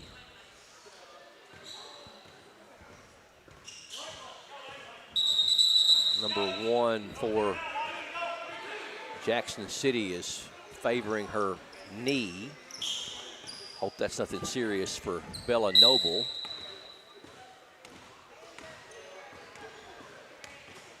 Always hate to see that favoring a knee when there's already a brace on. Yeah. Yeah. Wyrick on the baseline, weaves into traffic. Shot is blocked. Down to 20 seconds. Jackson City. Shot is up. It's too strong. Rebound to Isabella Caudill. They've got a 2-on-1. Caudill. Over to Wyrick. I don't think Jackson City's going to get a shot off in time. We are going to have a foul, though, on Vicky Caudill with a half a second left. And that is only the 4th team foul on Lee County in the quarter. And I've got it as the second for Caudill, so can't really get a shot off in time. Are they going to count that? Yes, they are. They are going to count that. All right, Addie Curtis nails her second 3 of the quarter. She's got 11, and at the end of 3, Jackson City with a 5-point lead, 25-20 over Lee here on PRTC TV. If you like sports cards and memorabilia, you'll love Sandgap Sports Cards in Enville. Can't make it to the store? No problem. Brian and Joey bring the region's best deals straight to you with their weekly Facebook Live shows. With over 30 years of collecting experience, every sale is packed with fun, excitement, and fan-favorite finds. Follow Sandgap Sports Cards on Facebook and get in the game. Video gaming is a great way for families to have fun together. And PRTC's reliable internet and Wi-Fi is a game changer. Super fast download and upload speeds up to 1 gig. And GigaSpire whole home Wi-Fi power today's most exciting games on consoles, handhelds, even VR headsets with no lag or buffering. Contact PRTC and level up to game-changing internet and whole home Wi-Fi today. Here we go. Addie Curtis nails the buzzer-beating 3 at the end of the third quarter. She's got 11 of her team's 25. And Jackson City has a 5-point lead, 25-20 over Lee County here on PRTC TV as we get ready for the start of the fourth quarter. These two teams played back on December the 2nd, and Lee County won by 32. Jackson City now up by 5 with the ball, looking for their first win of the year. Jackson City at 0-9, and Lee County at 1-5.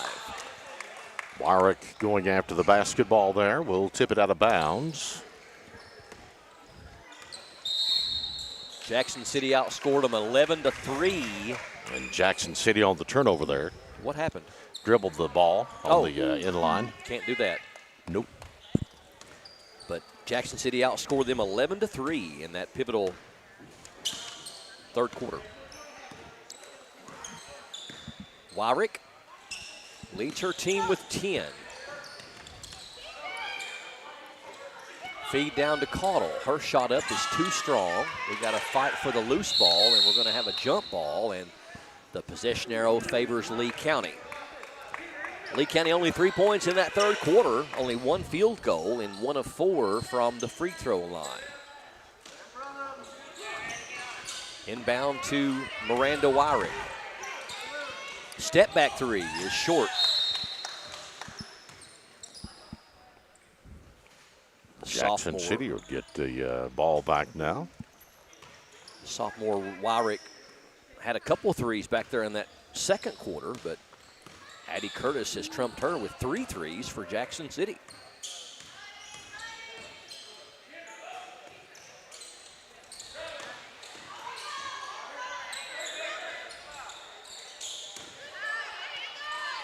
Shot off the glass by Robinson is no good, but they get the offensive rebound. Curtis wants another one. That one rattles out. That would have been big for Jackson City. Cottle with a rebound for Lee County. Vicky Cottle gets it. Wyrick's going to be bumped and fouled, yeah. In pursuit of the bucket. I think a couple of trips ago down the court, Wyrick took a shot. Wanted a foul called. I believe they whistled that one on number 44, Turner, and that's her third. Shot down low, no good. Cottle with the rebound, and she's going to go to the line. Foul called on number 22, Kendra Combs, for Jackson City, their second. And also the second personal on Combs. So Cottle back to the free throw line. She is 4 of 6 from there. Make it 5 of 7. That was a big one. You need everyone you can get at this point.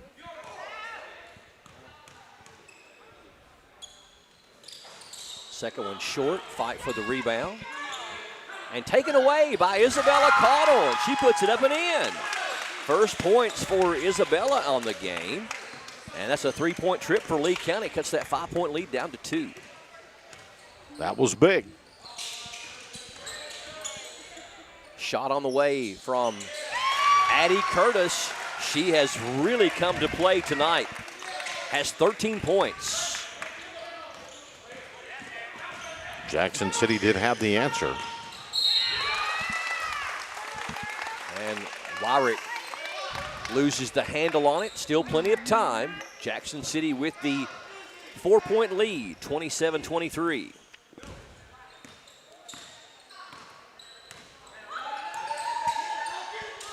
Knocked away by Lutz, but she can't save it from going out of bounds.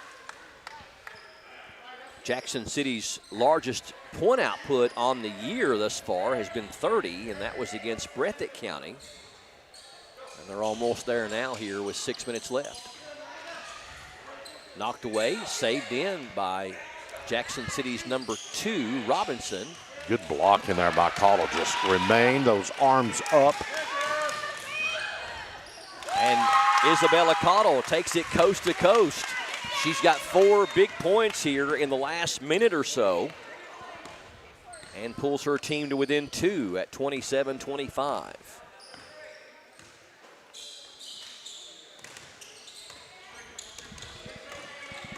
Robinson guarded by Wyrick.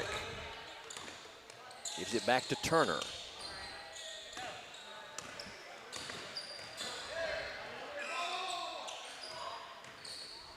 Addie Curtis has it knocked away. Isabella Cottle with some good defense there for Lee County, and we're going to have a jump ball. Stays with the Lady Tigers here. They have that 2-point lead.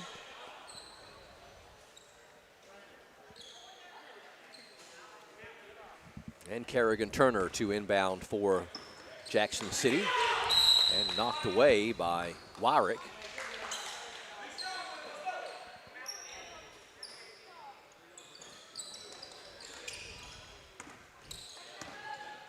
Gets it into Emily Robinson.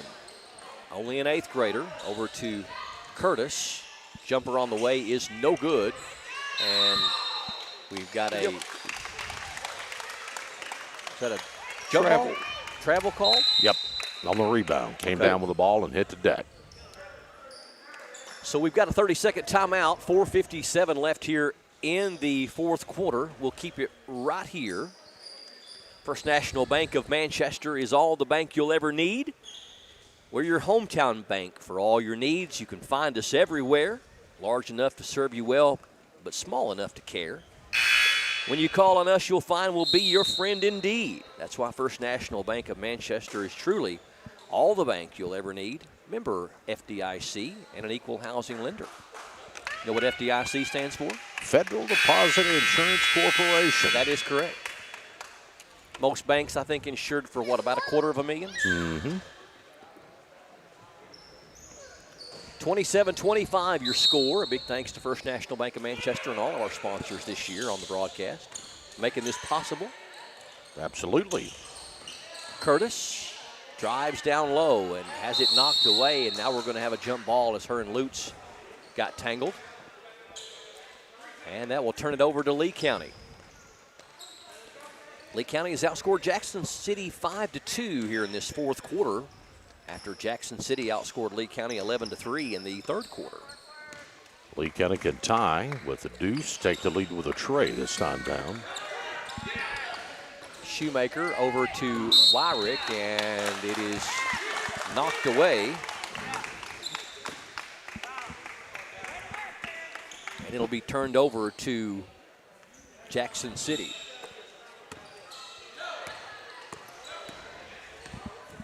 Lee County has won the last 9 matchups of these two teams in a row, dating back to 2021.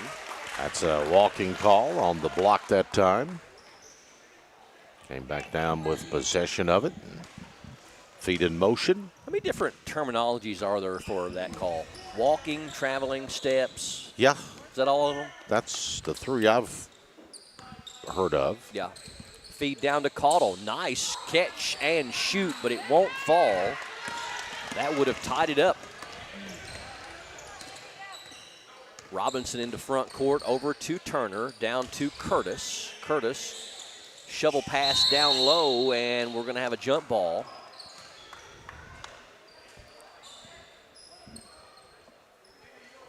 It will stay with the Lady Tigers.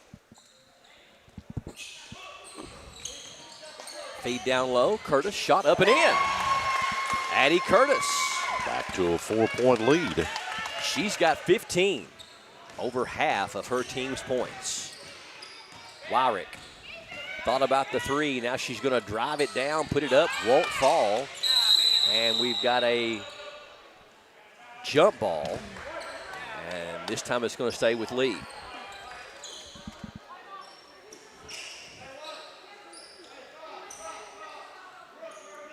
Still plenty of time left in this fourth quarter. 3:40 remaining.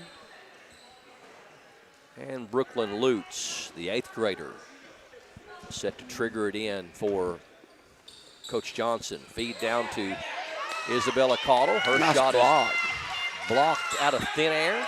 Isabella Caudle gets it back. Now it's still tied up, and we're going to have a traveling call on Jackson City. Well, that was a fast and furious fight to the finish. Yes, it was, and it goes back to Lee County. Down low, Caudle. Vicky Caudle can't get the shot to go, and it's going to go out of bounds back to Lee County. Well, Lee County having ample opportunities here. And Wyrick will trigger it in right in front of her coach and her bench. To Isabella Caudle. Caudle loses the handle on it, but it's going to be knocked out of bounds by Jackson City.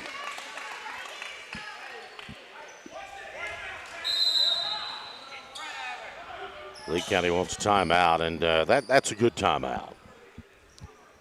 Yeah, it's kind of been a flustering offensive set here as Lee County hasn't been able to get anything going. It's going to be a 30-second timeout. We'll keep it right here as your 89th District State Representative Timmy Truitt continues to deliver real results for rural communities, supporting economic development in Eastern Kentucky, working to boost tourism funding, always trying to create new opportunities right here in our backyard. Keep Timmy fighting for you in Frankfort. Let's re-elect him as our state representative for the 89th, paid for by Timmy Truitt for state representative. one of our many sponsors, and we appreciate State Representative Timmy Truitt. Game number 2 of 4 today. We'll close out the broadcast after this game, and then we'll have a second broadcast that will cover the 4 o'clock game and the 6 o'clock game this evening. 4 o'clock will be a boys' game today, and then the 6 o'clock game will be a girls' game. Feed down low to Isabella Caudle. Her shot is blocked. Lutz runs down the loose ball, gets it over to Shoemaker. She hands off to Wyrick. Wyrick using the glass but can't get the shot to go, and Kerrigan Turner comes out of there with it for Jackson City. Picks up her dribble. She's looking for help. And we're going to have a jump ball as she is surrounded by 3 white shirts. It'll stay with Jackson City.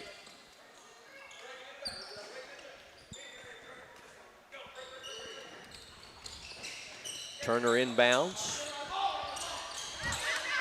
Jackson City's Ellis kind of taps it over to Curtis. Now in the corner.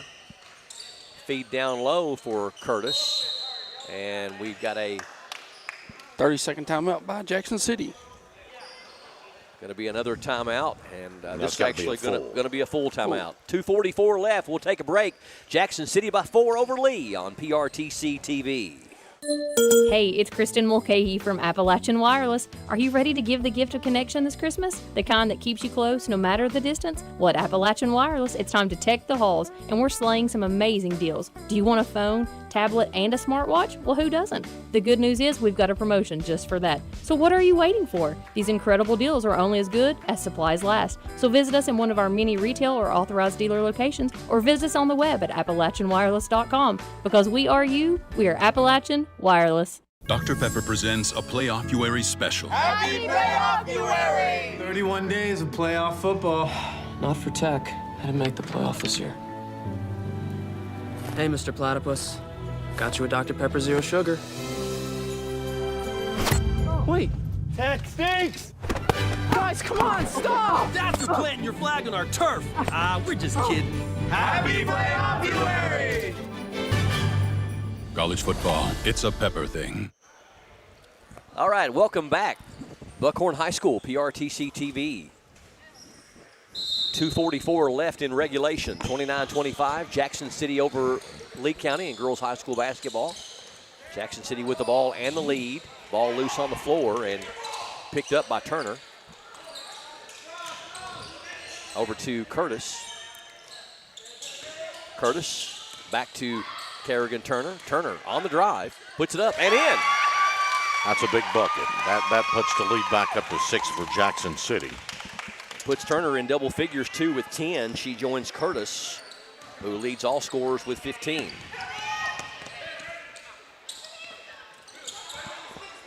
Caudle. Wyrick. Shot off the glass is good.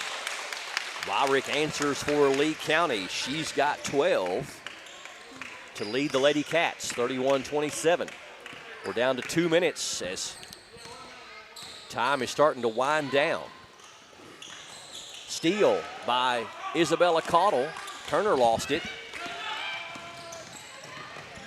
Caudle waits on her teammates, gets it over to Wyrick. Wyrick for a 3. That's good. Big shot by Wyrick. Wyrick nails the 3. She's got 5 unanswered. It's a 1-point game, 31-30. Great decision there by Caudle to kind of pull that out, wait for her teammates to come to her, and then find the open girl. Created the big shot opportunity, and Wyrick did not waste it. Now, if you're Lee County, you need a stop. You need a turnover. You do have the possession arrow in your favor. I think this is one of those two right now. If you're Jackson, nope, that'll do it. Moving pick called. Yep. Number 44. I started to say, if you're Jackson City, you don't need to be in no hurry right now, but. Kerrigan Turner, I think that's her 4th. 1:08 left, and Lee County coming out of nowhere in a sense with 5 unanswered from Wyrick.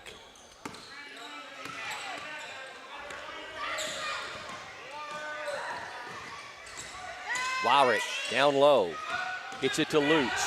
Lutz, foul. Gonna be fouled, and if that's on Turner, she's fouled out. I believe that was. So that hurts them. She'll have a chance to take the lead here for Lee County, something they have not had in a very long time, with just 47.5 seconds remaining in this one. These are big free throws. It is especially good. for eighth grader. Right through there. Ties us up at 31. That was huge. 6 unanswered for Lee County in the last minute.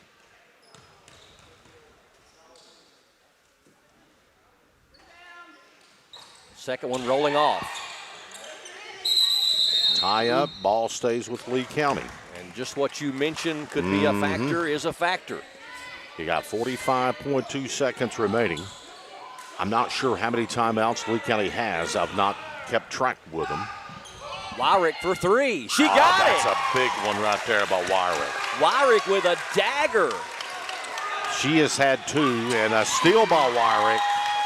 Wyrick has absolutely taken over and is going to be fouled by number 3, Addie Curtis, and she'll be able to go to the line and make this a 2-possession game. And 2 possessions in this type of ball game that we've seen is huge. With just 32 seconds, real huge. And I tell you, hit or miss, it doesn't matter. Wyrick has come this past 2 minutes of this ball game and stepped up to that leadership role that Lee County needed her to. That makes it a 2-possession game. That gives her 19 points, 9 of them. Actually, no, she's got, 19. She's got 9 of them here in the quarter. Second one, no good. Rebound by Cottle, no good. Put back up, Cottle And in. Now that'll probably seal the deal right there. Cottle with 6 big points here in this fourth quarter. All 6 of her points have come in the fourth quarter. Curtis down low, and we're going to have a jump ball. So Lee County has stormed back. They were down by 5 points pretty late in that fourth quarter.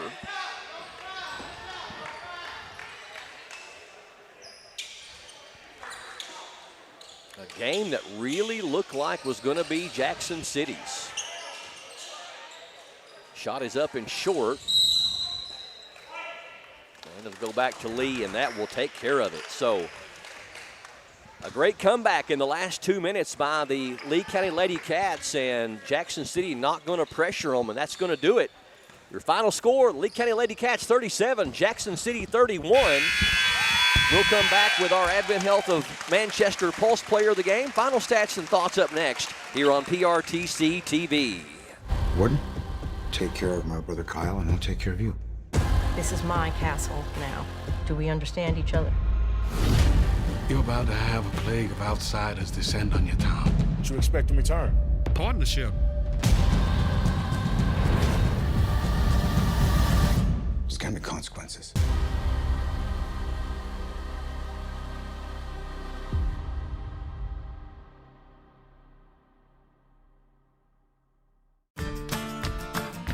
I believe in Kentucky.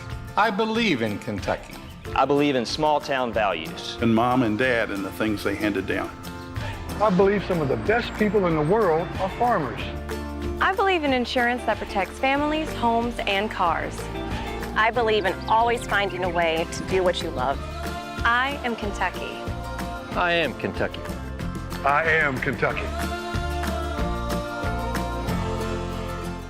Home is more than a place. It's where your loved ones deserve to be, safe and supported. For nearly 30 years, Kentuckians have trusted Horizon Health to provide compassionate care that enriches lives and protects dignity. Whether it's in-home assistance, adult day health, or Horizon PACE, an innovative alternative to a nursing home, we help seniors stay independent and cared for right where they belong, at home. Visit forhorizon.com to learn more. The Lee County Lady Cats storm back after being down by 5 points with less than 2 minutes to go, and they snatch a victory away from the Jackson City Lady Tigers. Final score 37-31 here on PRTC TV. Lee County improves to 2-5 on the season. Jackson City falls to 0-10 on the season, and with me I have the recent flu recovery victim, Miranda Wyrick. The flu stinks, doesn't it? It really does, yeah. Now, you have missed, what, 3 or 4 games in a well, ever since the first game, right? Yeah. You played the first game against this team. Yeah. Have you played since? Yes, I did. The only game I missed was yesterday. Oh, you just missed the one game yesterday. Yes, okay. I did. Well, tell me about what it's been like to have the flu. My wife actually had type A and type B at the same time. It literally just zaps all the energy out of you, doesn't it? It really does. It really sucks. I was weak and tired the entire time and felt horrible. So. Well, I know the team missed you yesterday, and you got to come back on the floor today, and you guys rebounded from a really tough loss yesterday, losing by 50 points. Yeah. But now, and you have a limited roster. They brought in some new players, and I know you miss the play of Natalie Reed. She's kind of visiting some family and got some military in her family, I'm understanding. Does that sound right to you? Yeah, that is, yeah. Yeah, so back from the flu, was it hard to get your legs back underneath you from having the flu and trying to – I noticed you got better as the game went on. You were rusty there in the beginning. Did this take a lot out of you today? Yeah, it did. It took a while to get used to the shot because we've been off for a little bit of some Christmas break, and it took a lot to get that power and that strength back into me. First game that you played against this Jackson City squad, you guys beat them by quite a bit, over 30 points. This game, a different story. They really came out to play and was hungry for a victory. You all didn't have your best game of the year by no means as far as in the first 2 or 3 quarters. What was Coach Johnson telling you guys at halftime as far as some adjustments to make for that second half? He was very positive about it, but he was all like, we need to rebound and box out because, like you said, Natalie Reed's not here, and she's our best rebounder. So we had to work on rebounding and moving the ball more. And our defense, we've been working on help defense, man-to-man. So, yeah. You guys are a very young team and a very limited roster, and you got your backs against the wall there in that fourth quarter, and I even made the comment in that last 2 minutes, Jackson City was up by 5 and looked like the game was out of hand. Something really snapped in you, though, something I hadn't seen the entire game out of you, and it's just like you said to yourself, I just can't let this happen. Was that a conscious thing for you that happened in that last 2 minutes because you just played a different level and a different level of intensity in the last couple of minutes? Yeah, as a captain, I was like, I can't let this team beat us. And like I said, I wasn't playing to my best, but then I was like, I had to step up and be a leader, and that's kind of what I done. There was a pivotal moment in the game there late in the fourth quarter when Isabella Caudle come up with the steal, and normally when she gets in transition, she likes to take it coast to coast. Yes. But she stopped and she waited on you to go over there on that corner, and she found you for a really good look at a 3. And for me, that was a pivotal moment in that the momentum was changing so strong.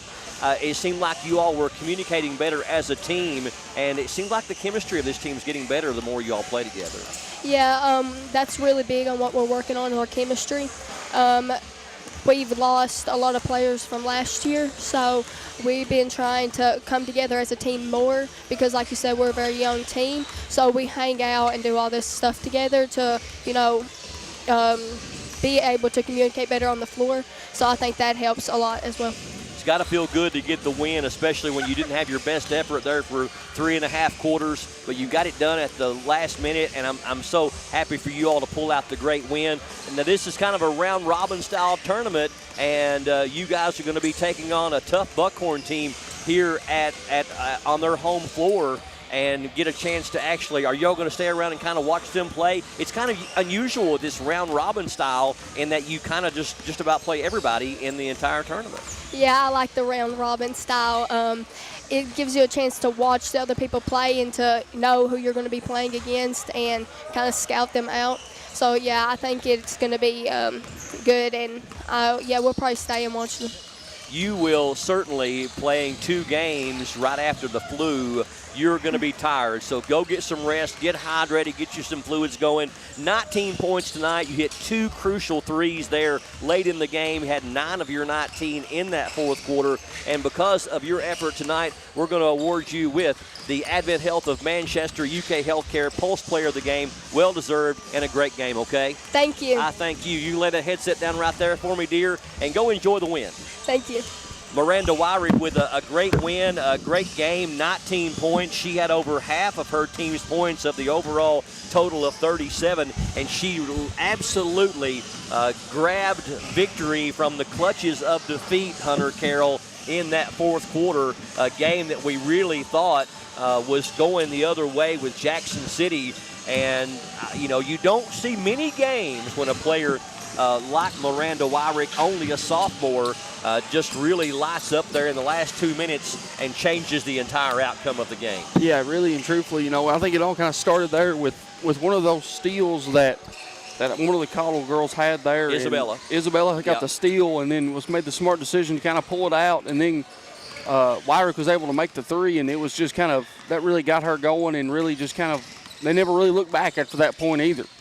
Let's get a final rundown on some team and individual stats, and for that we go back to Hunter Carroll. We'll start with Jackson City's individual. You had number 3, Addie Curtis, Ider with 15 points and 9 rebounds. Number 44, Kerrigan Turner with 10 points and 6 rebounds. Number 22, Kendra Combs with 4 points, 11 rebounds. And then number 31, Reagan Ellis with 2 points. And then number 2, Emily Robbins did not score, but she had 5 rebounds. You flip over to the Lee County side. They were led by our Pulse Player of the Game, Miranda Wyrick, number 3 with 19 points. Number 30, Victoria Cottle with 9 points and 15 rebounds. Number 10, Isabella Cottle with 6 points and 13 rebounds. And then number 24, Brooklyn Lutz with 3 points. You go to the team stats. Jackson City was 9 of 33 for 27% for 2, compared to Lee County's 9 of 39 for 23%. Lee County shot 4 of 16 from 3 for 25%, compared to Jackson City's 4 of 11 for 36%. Jackson City was 1 of 5 at the free throw line for 20%, compared to Lee County's 7 of 14 for 50%. Lee County had 37 team rebounds compared to Jackson City's 36. Jackson City had 25 turnovers compared to Lee County's 14. All right, again, the final. Lee County comes from behind in the final 2 minutes to win it 37-31. That's going to wrap it up for this particular broadcast. We're going to close out and come right back on the air because we got less than 22 minutes away. They're going to start about 10 minutes early. We got a boys game coming up next. That's going to be the Lee County Bobcats and the Buckhorn Wildcats. 4 o'clock tip, but it's going to happen probably about 10 minutes till.